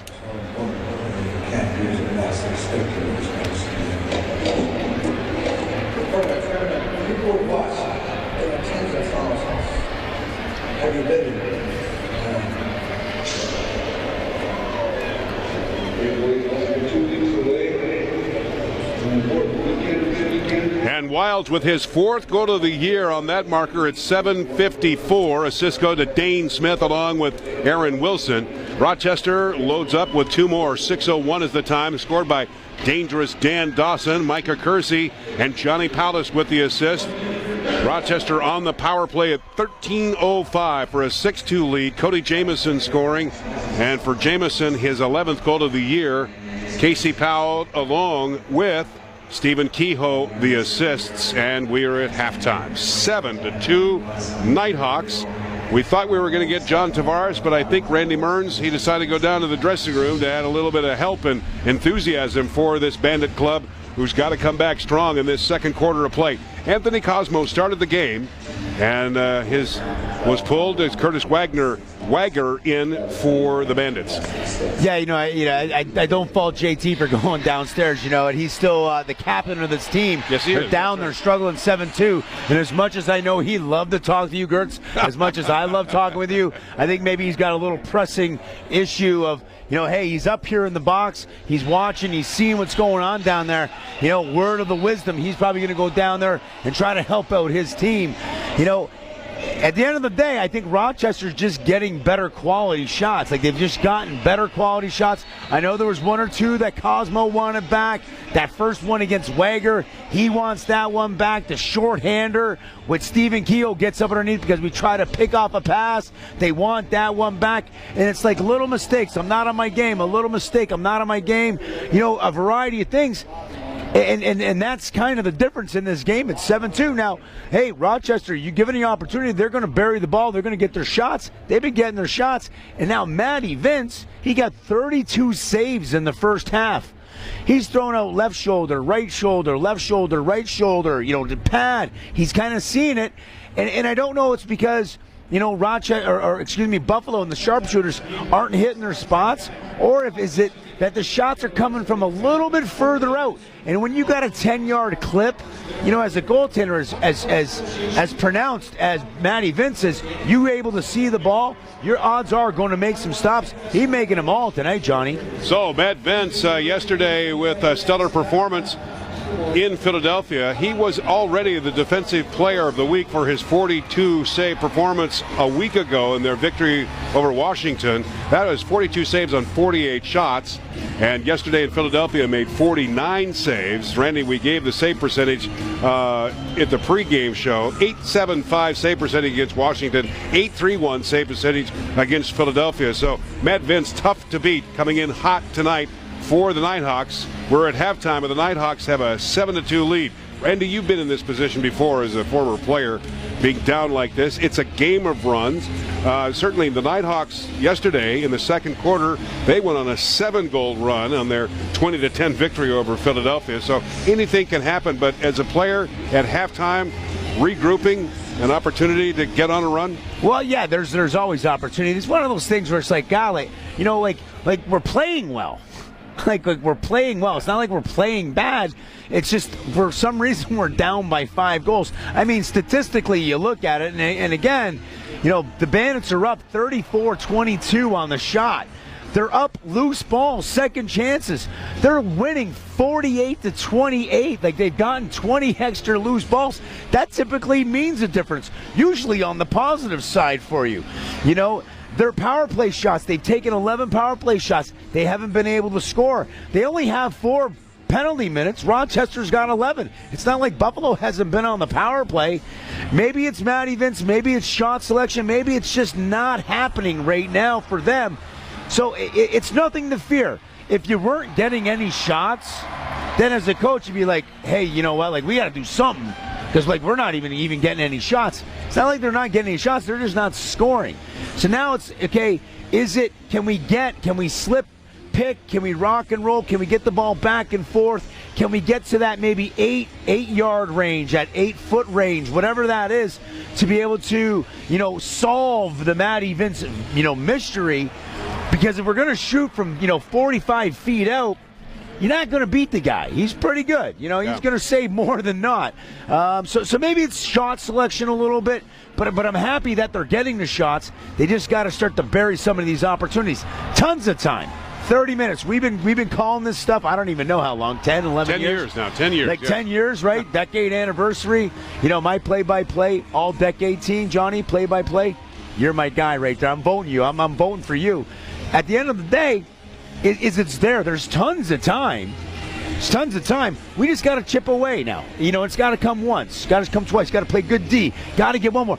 And if they can get within this, 3-goal, 2-goal range, this Bandit crowd that's been basically almost all night sitting down, eating some popcorn, they haven't been up on their feet too much. They got to get this crowd up on their feet, Johnny, and that's going to come with doing all the little things and burying the opportunities against Matty Vince. If you, from a coaching standpoint, would look at the group of Bandit players, who would you rely on in the second half? Well, you got to rely on some of the leadership, right? You got to rely on your Tracy Kaluskis, your Sean Williams. You got to rely on those guys to keep it calm. We don't got to press too much. We don't have to make it happen in 7 seconds. Let's be smart with the ball. But then you got to count on some of the younger bucks, bring some of that enthusiasm. And I wouldn't even consider him a younger buck, Mikey Hominick. You got Carter Bender for the first time. He just played his first half in Buffalo, and I don't think that he played a phenomenally great half. But you know what? He didn't do anything bad. But you know what? Hey, kid, you're 6'5". You know what? You can play in this league. Kevin Brownell, same type of thing. So, they got to get that kind of confidence within this younger group a little bit. Stay calm and chip away. They're getting shots. They're getting shots and shots and shots and shots. They have 34 shots. The 34 shots on net. Matty Vince just making 32 saves. They got to pick it apart. They got to maybe make a fake and get up underneath. They got to maybe go, Superman and come across. They just got to bury some opportunities. They get one or two. I think that this complexion of the game will change because all of a sudden the crowd's going to be in it. A little bit of confidence. And that all of a sudden can explode because, again, you can score 4 goals in a minute in this National Lacrosse League, Johnny. Tons of time. 7-2 halftime here at First Niagara Center with the Rochester Knighthawks taking the lead at the 33-second part of the game with Joe Walters scoring the goal, and they hold strong. They've had the lead all the way through the game, 7-2. The 2 goal scorers for Buffalo going to Luke Wiles and David Brock. Anthony Cosmo started the game, but he was pulled. Curtis Wagner is in for the Bandits, and as Randy Mearns has been indicating, as some sort of formation for the second half to see the Bandits come out in the flurry. We're going to take this time out as our coverage continues tonight from downtown Buffalo. This is Bandits Lacrosse.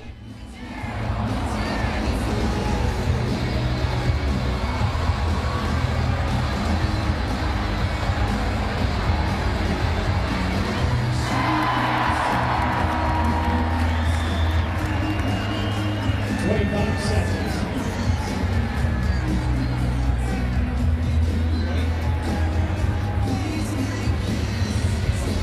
15 seconds.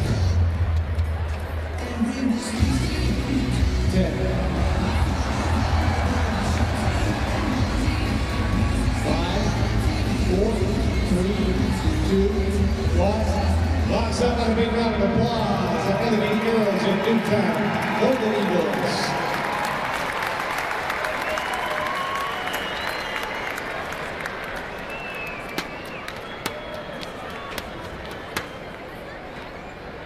Here come the Bandits.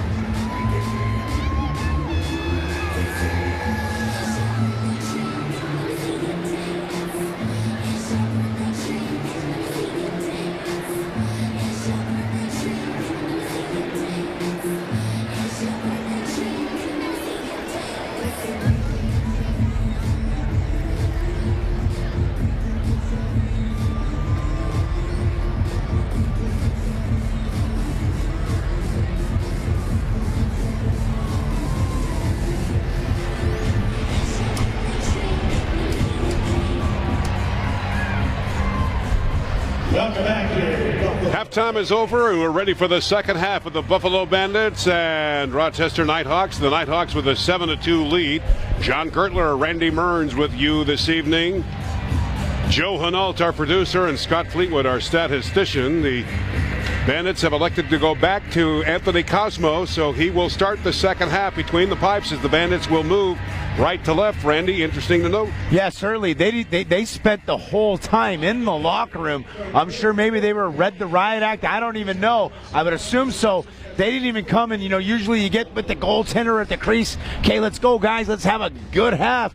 No, they came out all business. 5 guys walked to where they needed to be. Anthony Cosmo walked into the net. There was no hurrah, hurrah. It was like, we got to get down to business. All of the numbers working in the favor of the Bandits except goals. We open up this second half with Sticks getting up just after the face-off circled at center field. The ball is controlled by Paul Dawson of the Knighthawks. A little pushing and shoving, and Chad Cope pushed right back down onto the turf after some extracurricular activity. And the Knighthawks are going to pay for this one here in the opening minute of this second half. And looks like Joel McCready will be going to the box. He's going to go to the box for interference. Rochester had the ball. There was a little bit of a scrum. Rochester initiated play, and Joel White throws down a Buffalo Bandit. Actually, even at the same time, they actually had 6 guys on the field. It could have been a 2 penalties, 2 minor penalties, but, the referees didn't catch that. Needless to say, Buffalo got a great opportunity to try to get back in this game. 6th power play opportunity for Buffalo. Shot wide by Chad Culp off the strings of his stick. The rebound comes all the way back out to midfield, and it's picked up by the Knighthawks. Carried in the webbing of his stick is Brad Self being pressured on, and shorthanded the Knighthawks approach the Bandits line. They lead this game 7-2 in the third quarter. Casey Powell on the scoreboard tonight with goals and an assist. Cody Jamieson elects to go to the far side, deking from the far side of the Knighthawks. Shot by Joe Walters right in front of Cosmo. He got a piece of it, so it will be the Knighthawks ball, shorthanded. 1:10 left in the penalty to Joel McCready. Third quarter action. Knighthawks with a 7-2 lead, and they're controlling the ball inside the Bandit zone. A little extracurricular activity going on. Casey Powell lost his helmet. A penalty coming up against Buffalo. So the Knighthawks with a shot that goes wide. Rebound comes back out to mid-turf. And we'll stop the play with 13:33 left here in this third quarter. From one penalty to another. And a reluctant David Brock goes to the penalty box for taking the helmet off of Casey Powell. Yeah, referee Grant Spy's going to call him for a high stick. Let's see if it's a 2 or a 5. The captain, Sid Smith, for the Rochester Knighthawks, sliding on over. Quick to Spies. He's going to serve 5. Non-releasable. It's going to be a 4-on-4 situation for 41 seconds. And then the Knighthawks are going to have a 4-minute and 20-second power play on the Buffalo Bandits. Not the way the Bandits expected to start this second half. They came out in good formation, allowing Anthony Cosmo to get right between the pipes and start with the face-off with Jay Thornburg, but then it all just started to unravel, even having the man advantage. And now the Knighthawks working the ball with ease down in the Bandits zone. Shot goes wide. Rebound picked up by Mark Stainhouse, and he'll lead the charge for the Bandits back out to midfield. 7-2 Knighthawks here in this third quarter. And over the line they go. As Stainhouse now carries shorthanded over the line. And the 4 minutes and 12 seconds left of the major called on to David Brock. Carter Bender with the ball from the right point. Working on the penalty killing team now. Top of the slot as it goes to the left side of Matt Vince. Rebound picked up by the Knighthawks. And they'll regroup in their own zone and break out to midfield. Leading it 7-2. And with a bad advantage on a major penalty called on to David Brock.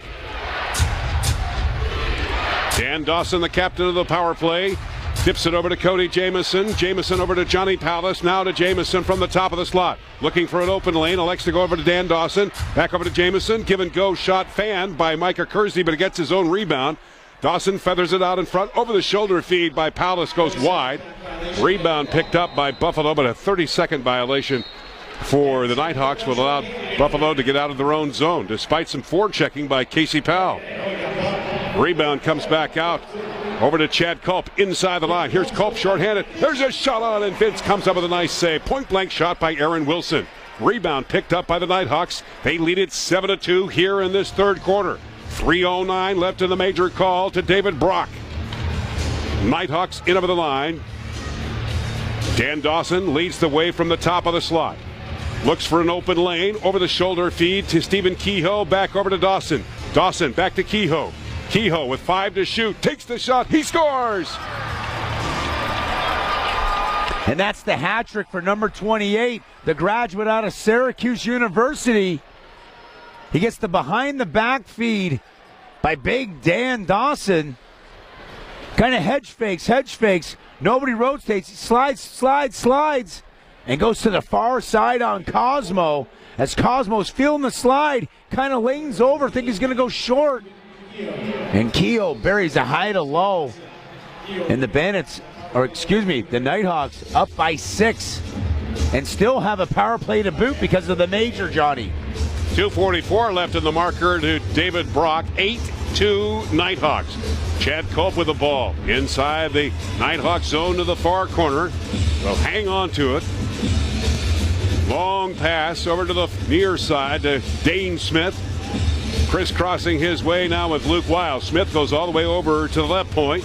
Works it from the top of the slot. Now it's Chad Culp with a shot that's blocked off the side. Rebound, Buffalo. Hit the goal post. Left side of Matt Vint. Rebound comes all the way back down into the Bandit zone. Anthony Cosmo. Yeah, if I'm Anthony Cosmo, I'm not even going to pick that up. I'm just going to hang out. There's no reset yet. There shouldn't be a reset until I pick up the ball. Smart move. They were just able to kill off 15 seconds because they didn't pick up possession of the ball. Now they've got it, and it's carried out by Chad Culp down the right wing lane, just at the center line.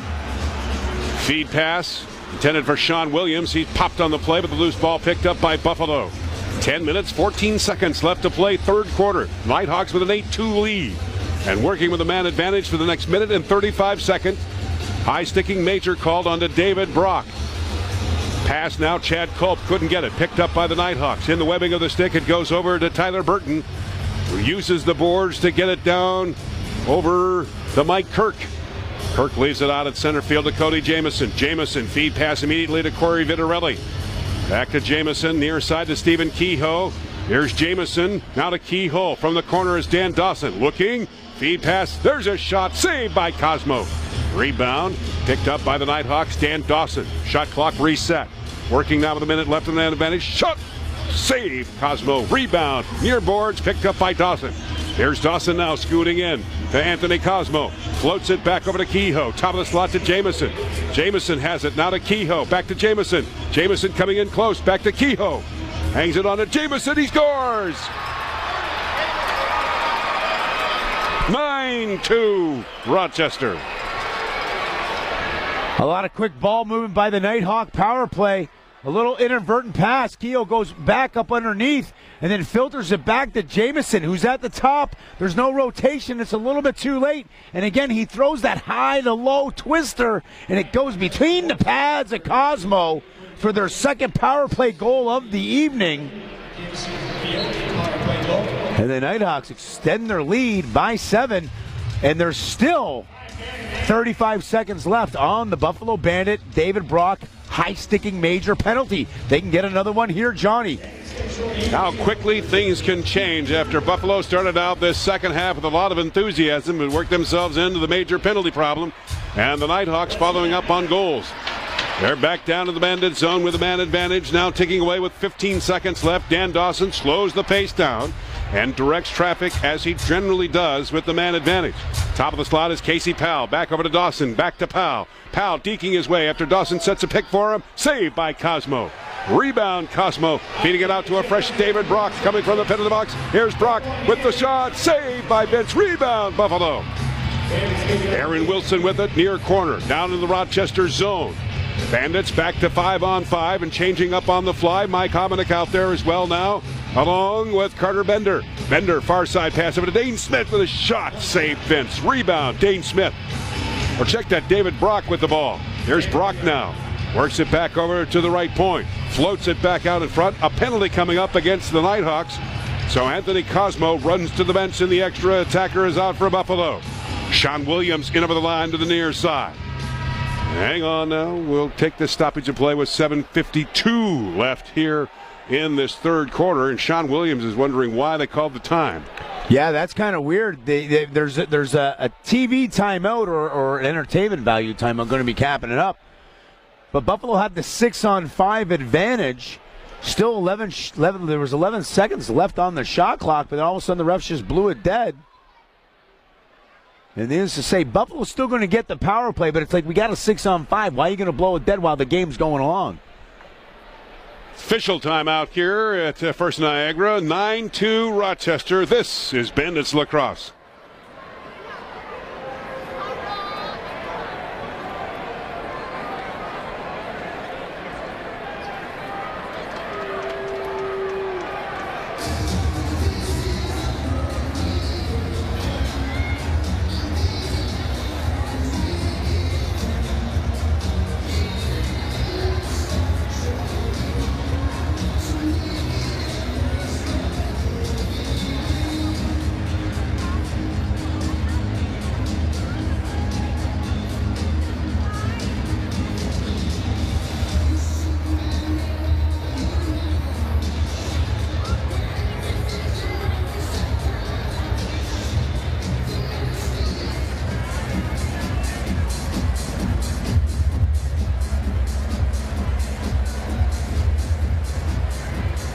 Knighthawks are going to head into Bandit trivia. Scott Buffalo Wateratics is in 103-104 with Mike.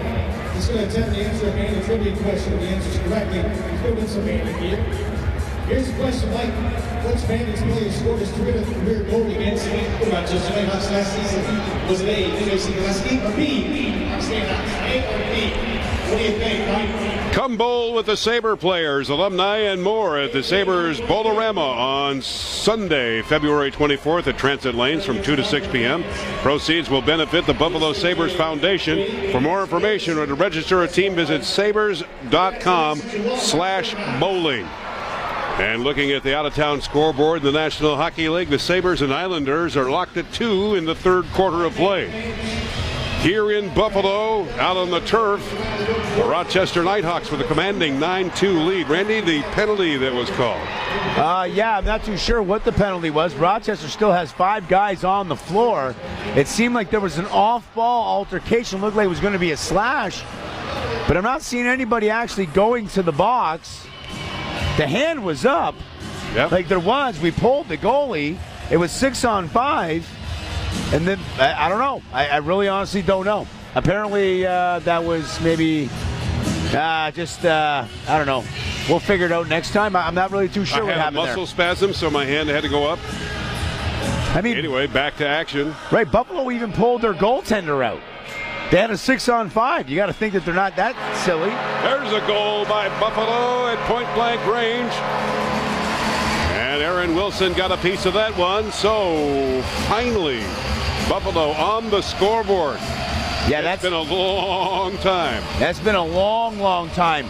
Since 5:53 of the second quarter, Johnny. Buffalo finally gets their third marker of the night. Again, a little slip pick on the backside. And Aaron Wilson finds himself all alone, gives a little hedge fake, goes far pipe. Hip high on that event.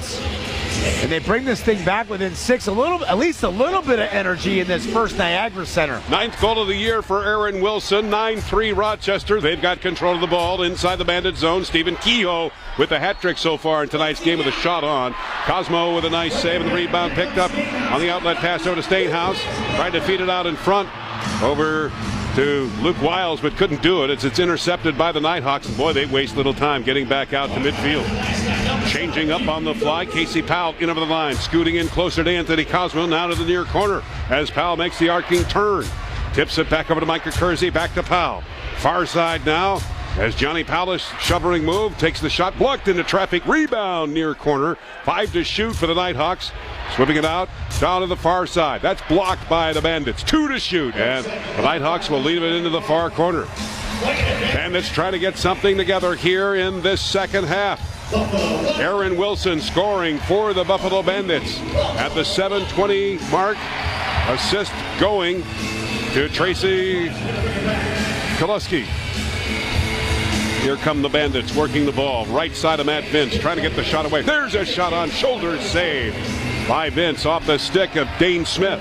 Rebound into the near corner, picked up by the Bandits. Hominick takes a shot over the shoulder. Rebound in front of the Rochester net, picked up by Vince. Oh, he didn't miss by much. Hominick getting that second opportunity off the GB. Gets all the way up in front. Hedge. He goes far pipe. Just misses about an inch over the top of the right-hand pipe. 40-31 in shots favoring Buffalo. The Knighthawks with a 9-3 lead here in this third quarter of play. Fans want something more from the Bandits, but the Knighthawks cutting the rug down into the Bandits zone. Works it from the corner. Good defense. Flipping the ball outside the line, but it's picked up by Dan Dawson. Feed pass to Joel McCready. Saved by Cosmo. Just to the right side of the Bandits net. And here come the Bandits back out to midfield. Led by Scott Self. Self now. Feed pass over to Chad Culp. In over the Rochester line to the near side. Top of the slot as it goes over to Aaron Wilson. Far side. Back over to Luke Wiles. Wiles' errant pass hits the inboards and picked up by the Knighthawks, and here they come storming back out to midfield. Carried off the speed of Brad Self. In over the line he goes. Self, far side pass. Over to Cody Jamieson. He's checked nicely by Chad Culp. Jamieson, feed pass, low drive, score. Knighthawks, Tyler Burton. And that's the transition of the Rochester Knighthawks. They get up 4-on-3. It's a slow 4-on-3. There's a slide into Cody Jamieson as he gets back on the backside. But he's solid as a rock. He takes the hit and feeds it across to Tyler Burton before he steps in the crease. Gives a little head fake and goes down low and through the pads to the far side on Cosmo. And just like that, in 10 seconds, the ball went from the Rochester defensive end into the Buffalo Bandit net. Wow. Great transition by the Knighthawks. Knighthawks have led this game all the way. They opened up with a 3-0 lead after one. Before Buffalo got on the scoreboard in the second quarter of play. Buffalo scoring 2 in the second quarter and just 1 so far here in this third quarter. 4:35 remaining here in the third quarter. 10-3 Knighthawks. Bandits with the ball. Mark Stainhouse running alongside. Stainhouse into the line with Brannell. There's a shot by Williams. Stopped by Vince. Left side, and it's swept out to midfield. And it will be an over and back charge on Buffalo. 4:20 left to play, third quarter. Knighthawks 10, Bandits 3. This is Bandits Lacrosse. We don't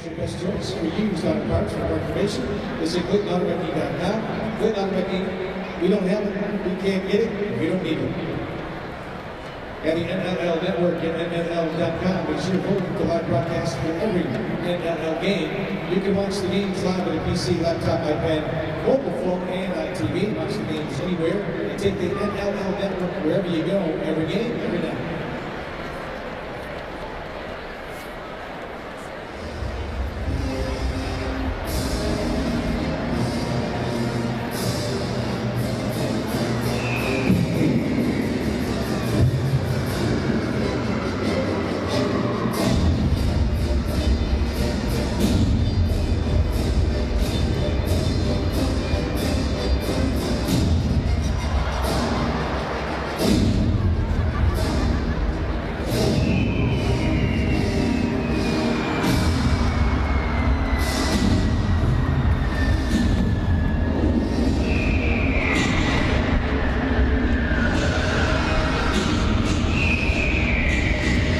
For those of you that are watching on the Lacrosse Network, this copyright telecast of the National Lacrosse League Incorporated may not be retransmitted, reproduced, or rebroadcast without the express written consent of the National Lacrosse League.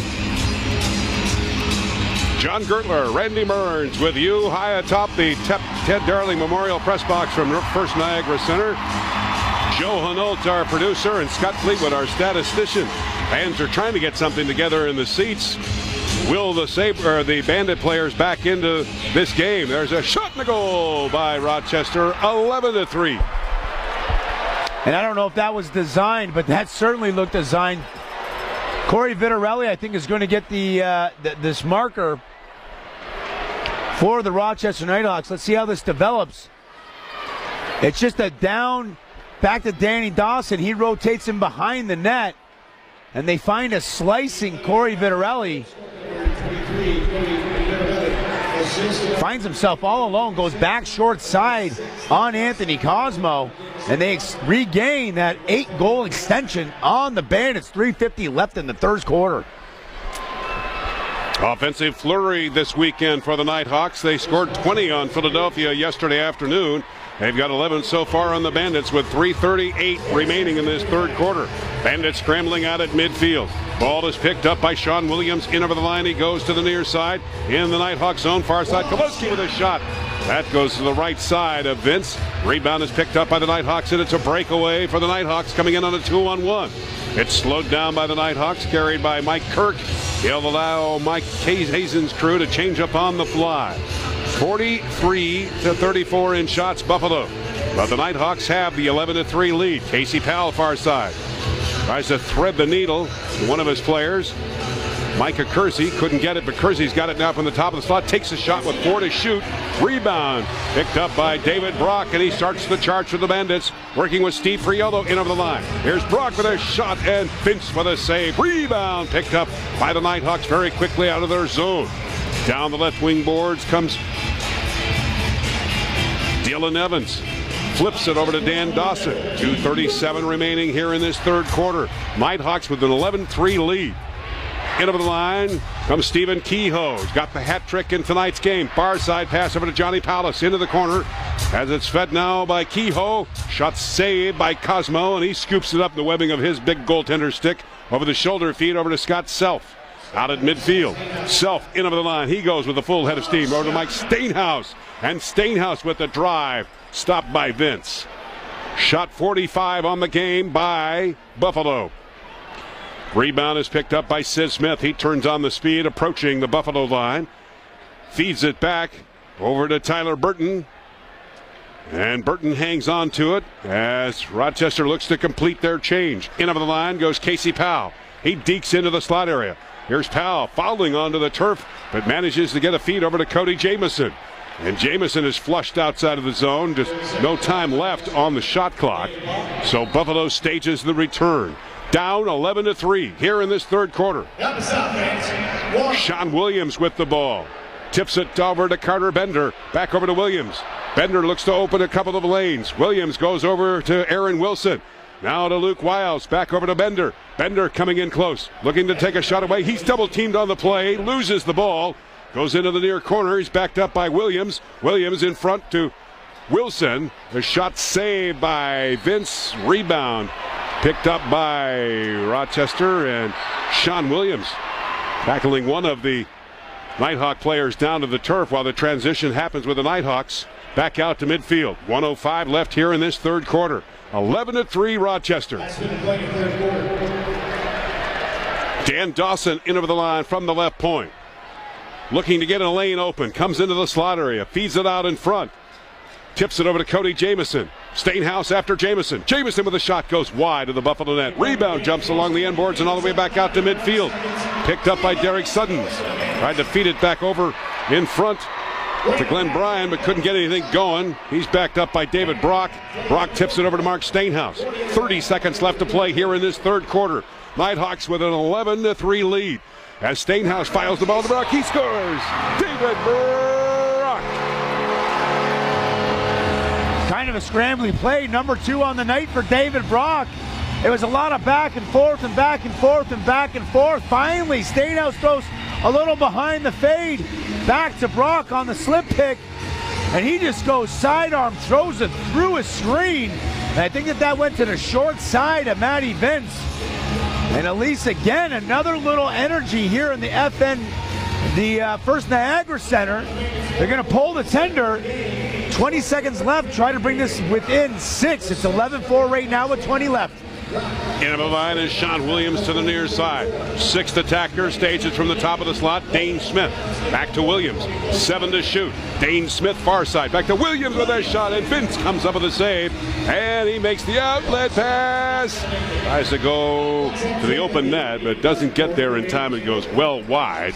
So the third quarter is over, and the Knighthawks hold an 11-4 lead over the Bandits tonight on Bandits Lacrosse. 1 point celebration, Bandits.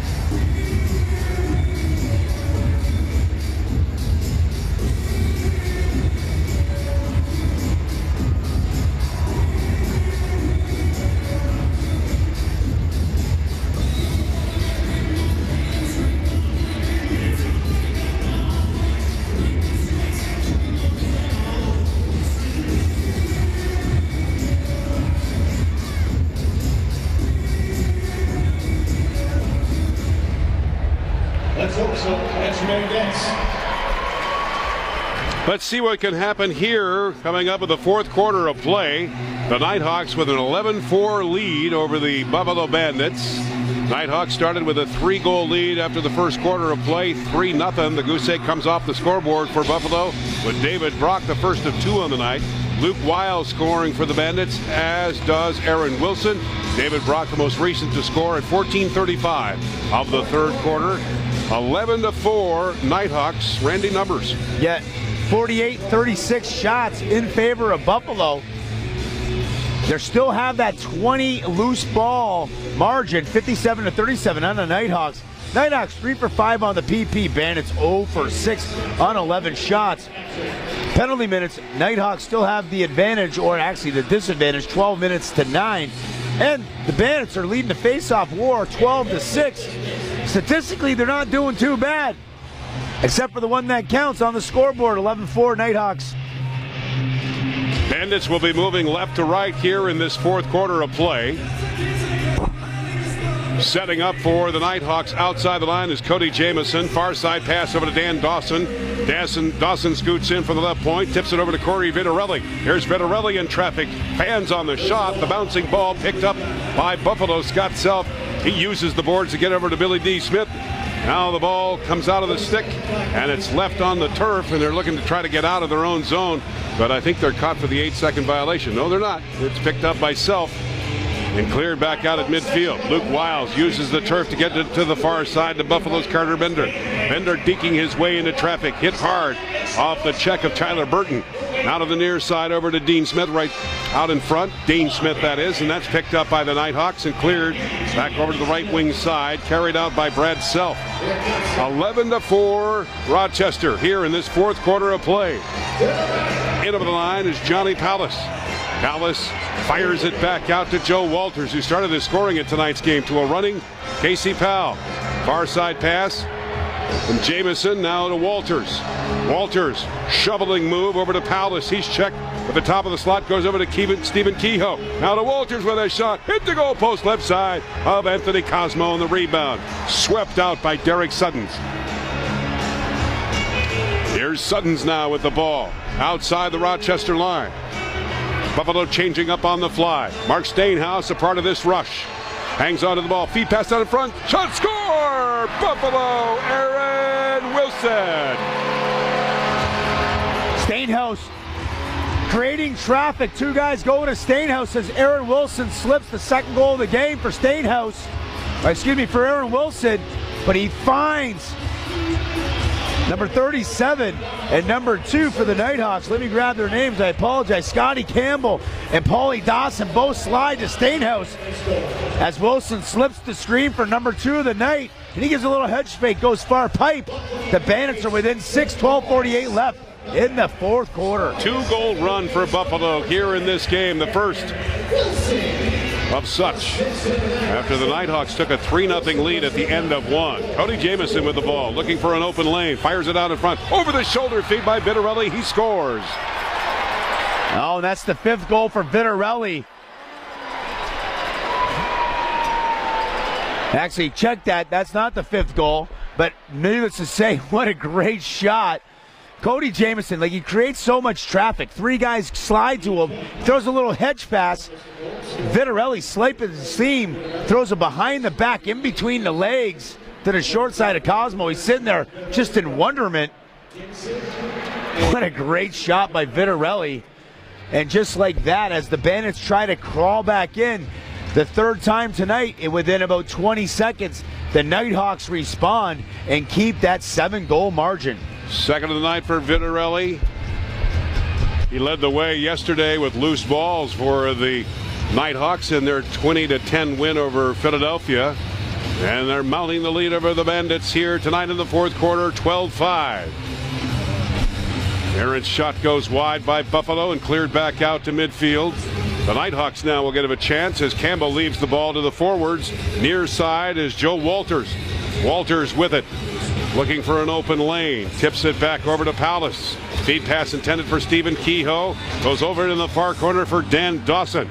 Here's Dawson. Feed pass out in front to Pallas with a shot. High side, near side, and a shoulder save by Cosmo. Rebound hits along the boards. Sweeping move by Kehoe. Double teamed on the play by a host of Bandits. And the ball picked up by Self. He's checked off the play. Now the loose ball is picked up by Buffalo's Glenn Bryan. And he carries to the Knighthawks line. Here's Bryan now, feeding back over to Sean Williams. Williams with the ball, left side of Matt Vince in the far corner. Breaks out now as Williams tries to get an open lane. Feeds it back over to Wiles. Wiles feed pass out in front. Traffic is blocked, and the loose ball picked up by Tracy Koluski. 5 to shoot for Buffalo, but the Knighthawks have it. Triple teamed on the play. Down is Stephen Kehoe, along with Koluski, Luke Wiles, and Dane Smith. The play is busted free by the on-field officials, and the ball goes to Buffalo with the shot clock reset. So the Bandits get something together here in the Nighthawk zone. Feed pass by Wiles. Nobody's there, and it's picked up by Rochester with 10 minutes and 59 seconds left to play here in this fourth quarter. The Nighthawks with a 12-5 lead over the Bandits. Joe Walters goes field wide over to Dan Dawson. Dawson returns it back over to Walters. Now over to Cody Jamieson. Jamieson, feed pass in front to Vitarelli. He's checked down onto the turf, and the ball intercepted by Cosmo. An outlet pass now for John Harrison over to Jay Thornburg. Thornburg with the ball. Feeding it back over to the Buffalo benches. They're changing up on the fly. Sean Williams runs out, along with Mike Hominick. Aaron Wilson is there, and Stainhouse with a long drive. Goes wide. Rebound picked up by the Nighthawks, and they charge back out at midfield. 12-5 Nighthawks. In over the line comes Joe McCready. He goes to the top of the slot, over to Johnny Powless. Powless flips it back over to Casey Powell. Powell now to Dan Dawson, fresh from the Nighthawks bench. Here's Dawson, back over to Powell. Twiddling with the ball in the webbing of his stick. Here's Powell back over, far side over the shoulder. Feed pass, score! Tick, tack, toe, 13-5 Nighthawks. Yeah, that's the hat trick now for Vitarelli. I mean, tic-tac-toe. Big Danny Dawson throws the swim move, kicks it down low, and a behind-the-back feed to Vitarelli on that short side. He just catches it low to low as Kehoe goes behind the back, and it just squeaks through the short side as Cosmo's got to go side to side. And it's an 8-goal margin for the Nighthawks. Under 10 minutes to play in this fourth. 49-40 shots, Buffalo. Top of the slot as Williams threw it into traffic, picked up by the Nighthawks, and a break now for the Nighthawks. It'll call it a full breakaway. In over the line is Self with a shot, saved by Cosmo. Rebound, Chad Culp on the run, and back at it midfield already. Front door opens up for Buffalo. Aaron Wilson is there from the left point. Hangs on to the ball, being swatted by a Rochester defender. Sean Williams with it from the corner, back over to Wilson, try to set it up on the give and go. He's backed up by Luke Wiles. Wiles from the near corner. Here's Wiles with a shot. And Vince comes up with the save, and the rebound picked up by the Nighthawks. 9:05 remaining here in the fourth quarter. 13-5 Rochester. Back on a 2-goal run. Snuffing Buffalo's 2-goal run. Dan Dawson from the left point. Looking. Back to the top of the slot to Jamieson. Now to Vitarelli with a quick shot that goes wide. Rebound, Rochester from behind, a diving attempt. And that attempted by Stephen Kehoe, but couldn't do it. And the clock stops here at First Niagara with 8:44 remaining, fourth quarter. Rochester with a 13-5 lead over the Bandits tonight on Bandits Lacrosse.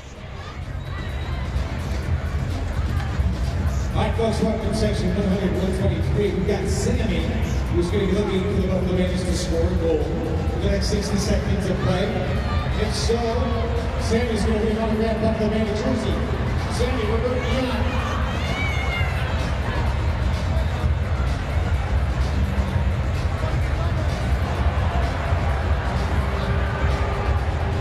Thanks. Now time to go to the Cedar Foundation 50-50 raffle. That's worth $7,804. Here is the winning raffle number. There it is 023-01-052.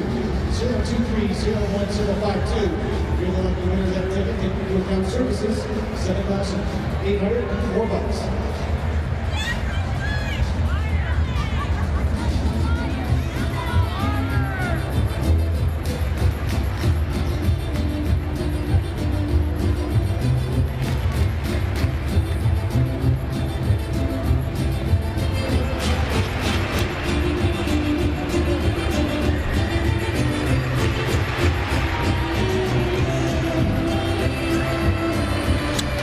Thank you, Ed. Attention, all junior Bandits. March 23rd from 2 to 5 right here at First Niagara Center.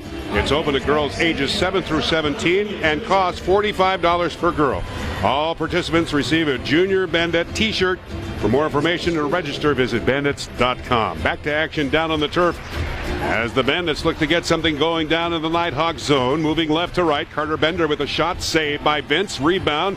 The big goaltender for the Knighthawks outlets the ball out to midfield. That is picked off by the Knighthawks and worked down the right wing lane over to Dylan Evans. Evans looks for reinforcements, floats it all the way back outside the line to the near side to Powell. Powell, blind shot over the shoulder over to Joe Walters, who sets up from the right point.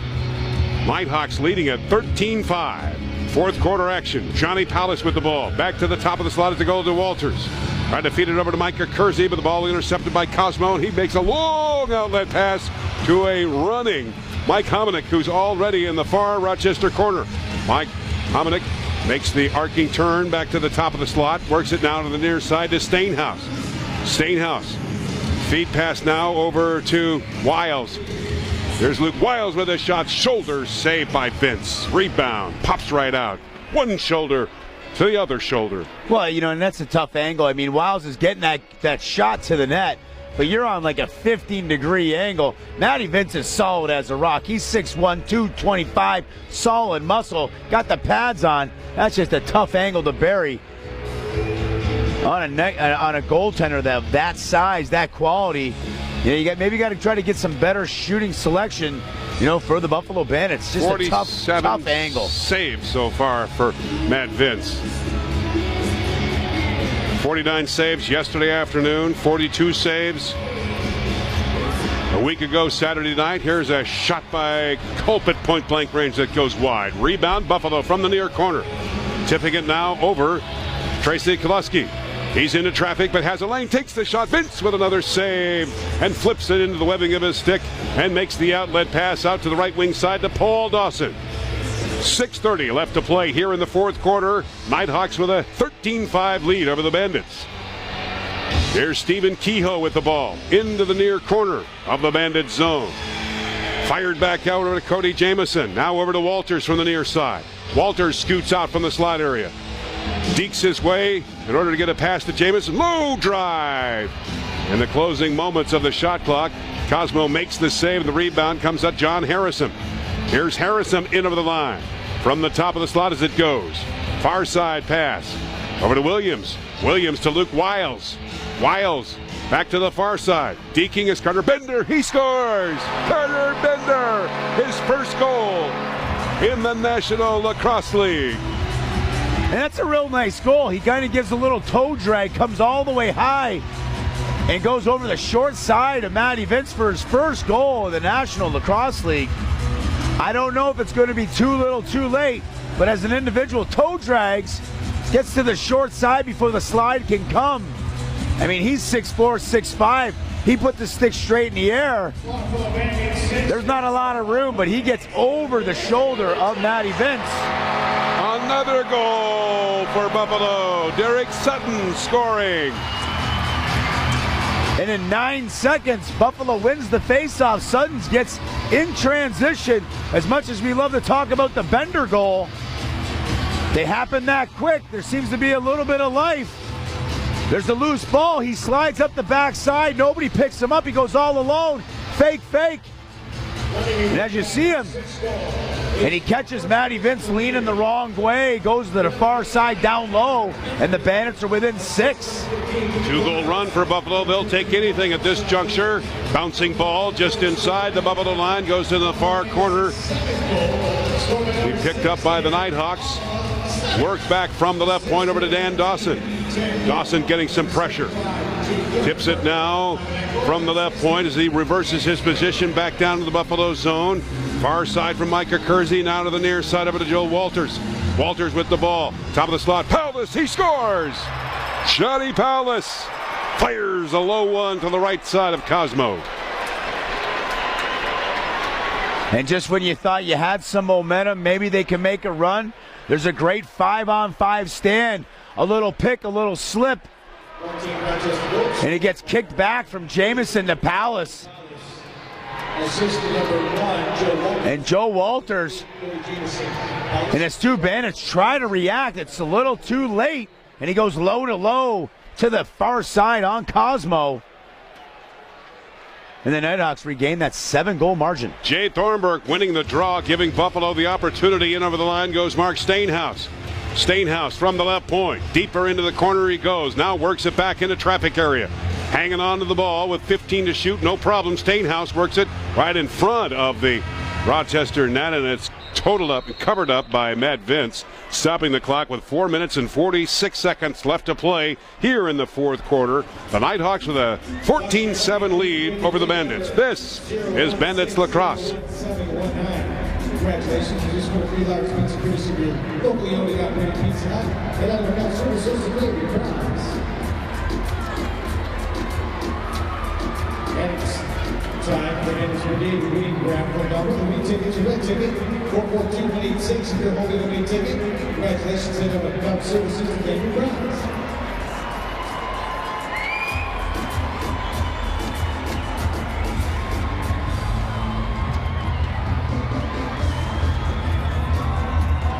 Check out my big series, trying to make a good decision factor after the collision.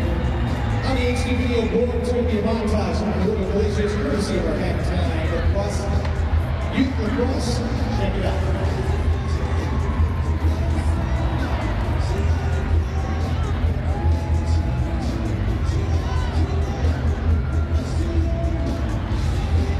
Make the right decision, it's just that little collision.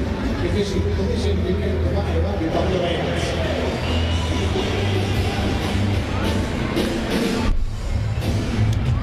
No energy. By the way, folks, just so you know, we got a couple goals pretty close to Sammy's 1 minute, so Sammy didn't get us. Game underway in Calgary. Edmonton with 1-0 lead. At the end of one, a 10 o'clock start, Colorado at Washington. Last night, Minnesota defeated Toronto 13-12. In overtime at Philadelphia. Got pounded yesterday afternoon by these Rochester Knighthawks 20-10. And here with 4:41 left to play in this fourth quarter, the Knighthawks with a 14-7 lead over the Bandits. And they've got the ball down in the Bandits zone. Cody Jamieson flips it over to the far side. Over to Stephen Kehoe, now to Dan Dawson. Dawson to the near side, over to Jamieson, looking for an open lane. Double teamed on the play. Good pursuit by Stainhouse. Jamieson with the ball out in front. Vitarelli with a shot. He scores. Wow, they just running that like perfection. Cody Jamieson looks like he's like so quick. He gets off of a double pick. He slides up. Vitarelli slips it. He's all left all alone, and Jamieson finds him. And what sweet hands by Vitarelli. He throws the dive and then just comes back short side on a little hedge fake with his stick. 8-goal lead. They're going to pull out Matty Vince. I think they're going to give either Angus Goodleaf. Let's see who that's in the net. Yep. Angus Goodleaf, former Buffalo Bandit, going to get the mop-up duty. 4:19 left. It looks as though he's going to get a little touch for the Rochester Knighthawks. Let's make sure that is, though, Johnny. Yes, it is. Well, 49 saves for Matty Vince. What a great trio of games for the veteran netminder Matt Vince, earning Defensive Player of the Week honors. And then a good performance yesterday in Philadelphia. Yes, Angus Goodleaf is in the nets. Played 35 games in his career. He's got a 1-8 record, .76 save percentage. Went 0-2 for the Bandits last year.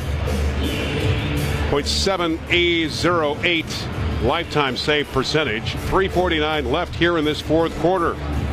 Fans, many of them have left already, and thinking that maybe there would be a mini run. Not possible, maybe.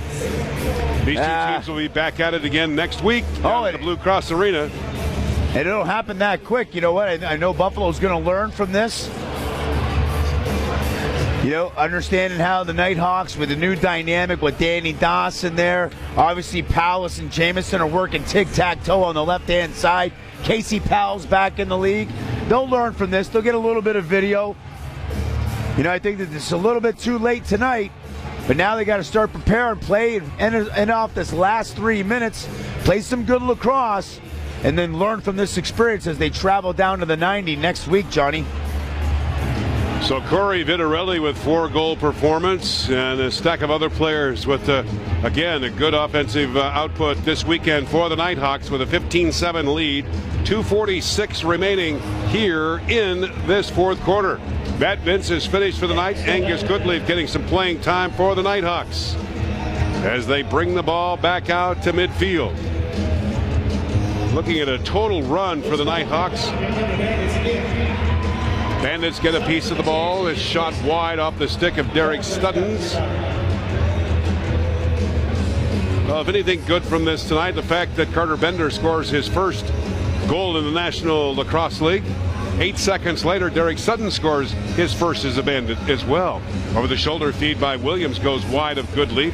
Rebound is picked up by Dane Smith. Battle for the ball continues with 2:04 remaining here in this game. Knighthawks with a 15-7 lead. Again, these two teams will be at it a week from tonight down at the Blue Cross Arena in downtown Rochester. We'll have the game for you beginning at 7 o'clock with a pregame. And the face-off scheduled for 7:30. Knighthawks and Bandits a week from tonight down in Rochester. Corey Vitarelli tipping the ball over to Cody Jamieson. There's a shot rabbled on, and Cosmo got a piece of that one, and the rebound picked up by Scott Self. And he won't waste any time by rushing it right over to the Rochester line. Far side pass as it goes to Wiles with a shot, and Goodleaf comes up with a save.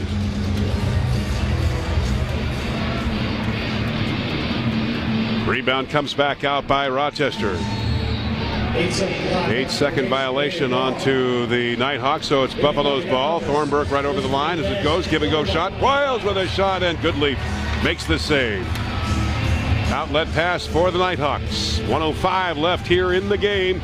15-7 Knighthawks. They started out with a 3-0 lead in the first quarter of play. Buffalo finally gets on the scoreboard in the second quarter. Adds another one in the second half of the second quarter. They come out with a flurry at the start of the second half, but Rochester takes advantage of a 5-minute major. And they take an 11-4 lead after 3, and now it's 15-7 with 38 to go. 60 shots on goal for Buffalo to the Knighthawks 48. Another fine performance for Matt Vince.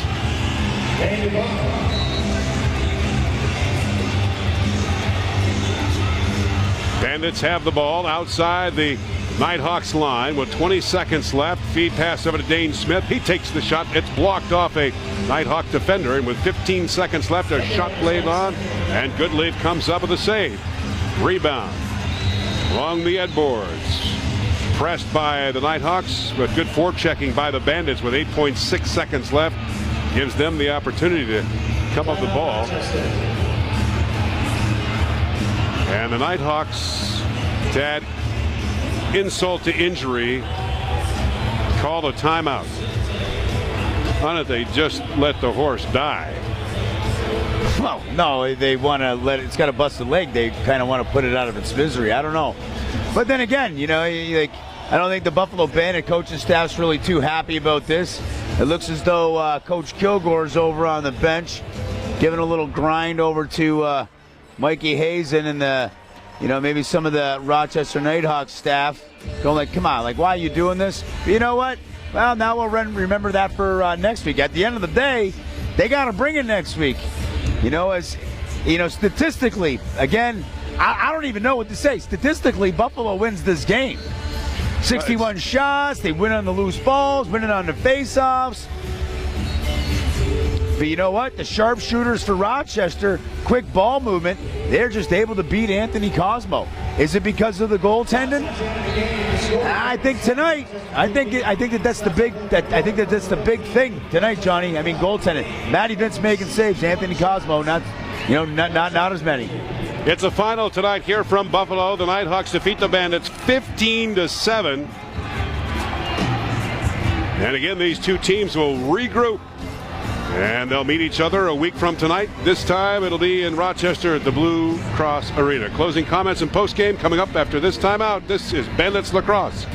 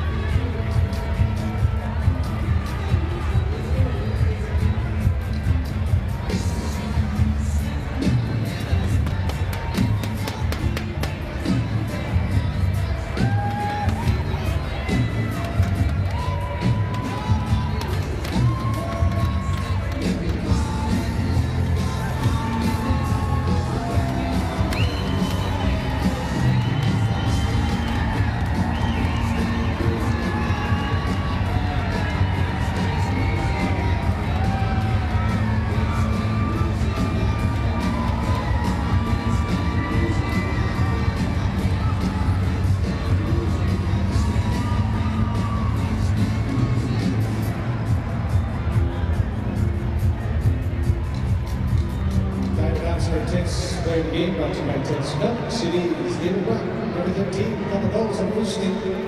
Intense Play of the Game has been brought to you by Intense Milk. Proud server and over the Bandits with your favorite flavor of Intense Milk today. Folks, good night, drive home safely. Hope to see you back here next home game. We're going to March 1st against the Philadelphia Wings.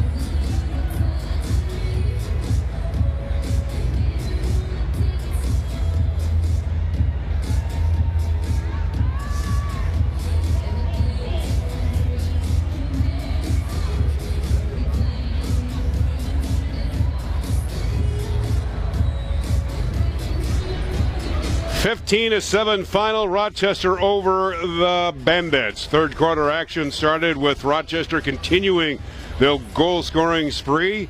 A 4-goal run. It started at 3:38 of the third quarter.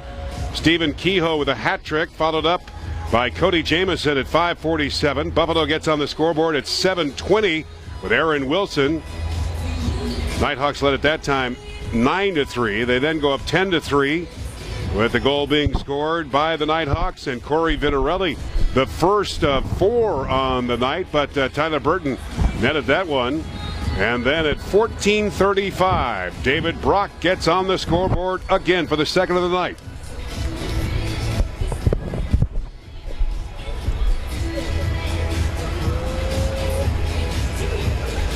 Credit Mark Stainhouse with the assist on that one at 14:35 of the third quarter. Buffalo's mini run continues at 2:04 of the fourth quarter. It's Aaron Wilson.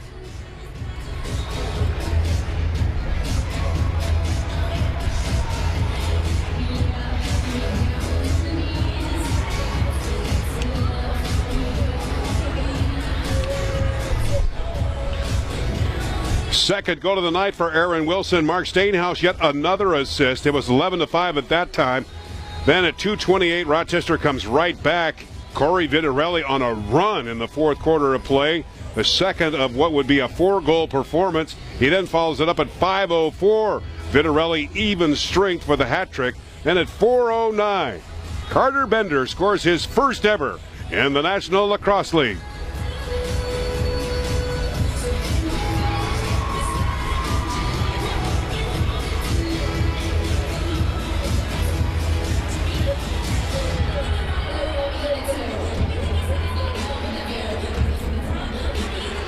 Luke Wiles and Sean Williams with the assist. Buffalo's 2-goal run continues. Just 8 seconds later, 13-7 at the time, Rochester. But Derek Suddens scores his first as a Buffalo Bandit. And that is all she wrote for the scoring. The assist going to Chad Culp and Jay Thornburg. Rochester follows up with 2 more at 9:51 and at 10:41. One off the stick of Johnny Pallas and the other one off Corey Vitarelli for his 4-goal performance. It's a 15-7 final. the Knighthawks over the Bandits. And just looking at individual performances tonight, Randy, before we get to the overall numbers, Cody Jamieson, 2 goals, 6 assists. Kersey 1-3, Kehoe 3-3, Dan Dawson 1-4, and Matt Vince with 49 saves. Overall, statistically, close to the Bandits, but not to the back of the net. It certainly does. The tail of the tape statistically goes to the Buffalo Bandits, except for one major stat, is the 49 saves with Goodleaf in the total 54 saves by the Rochester Nighthawk goaltending tandem.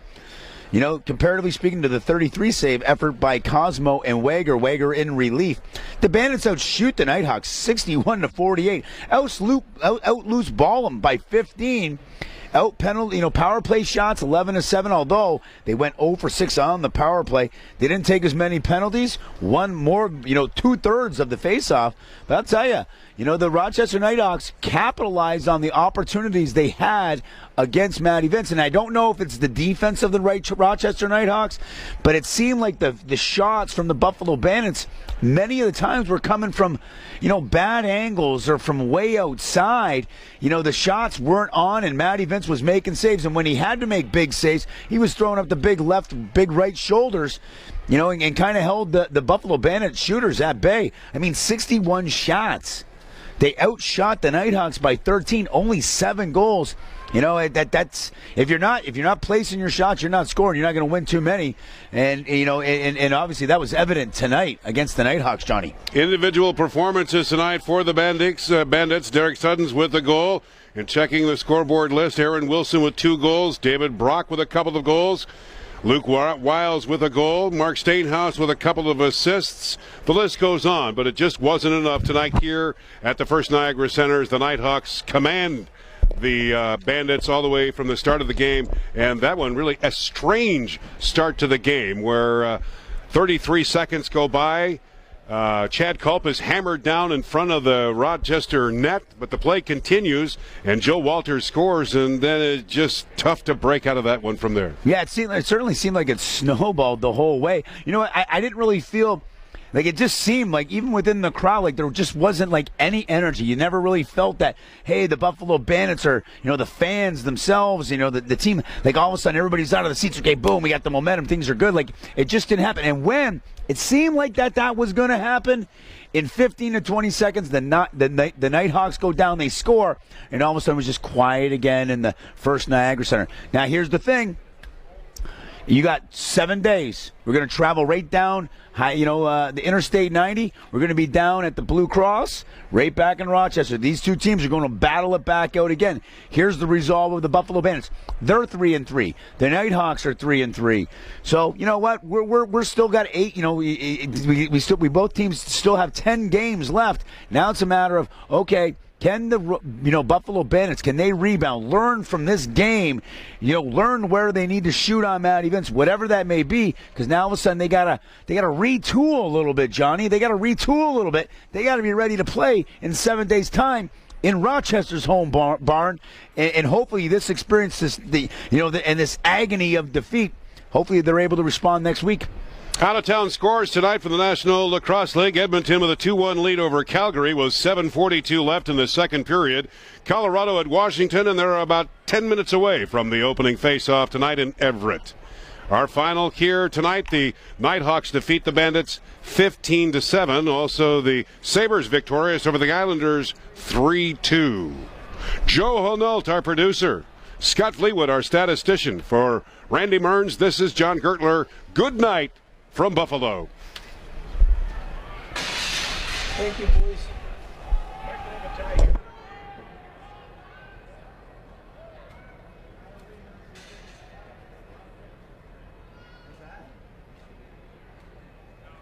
Thanks, Joe.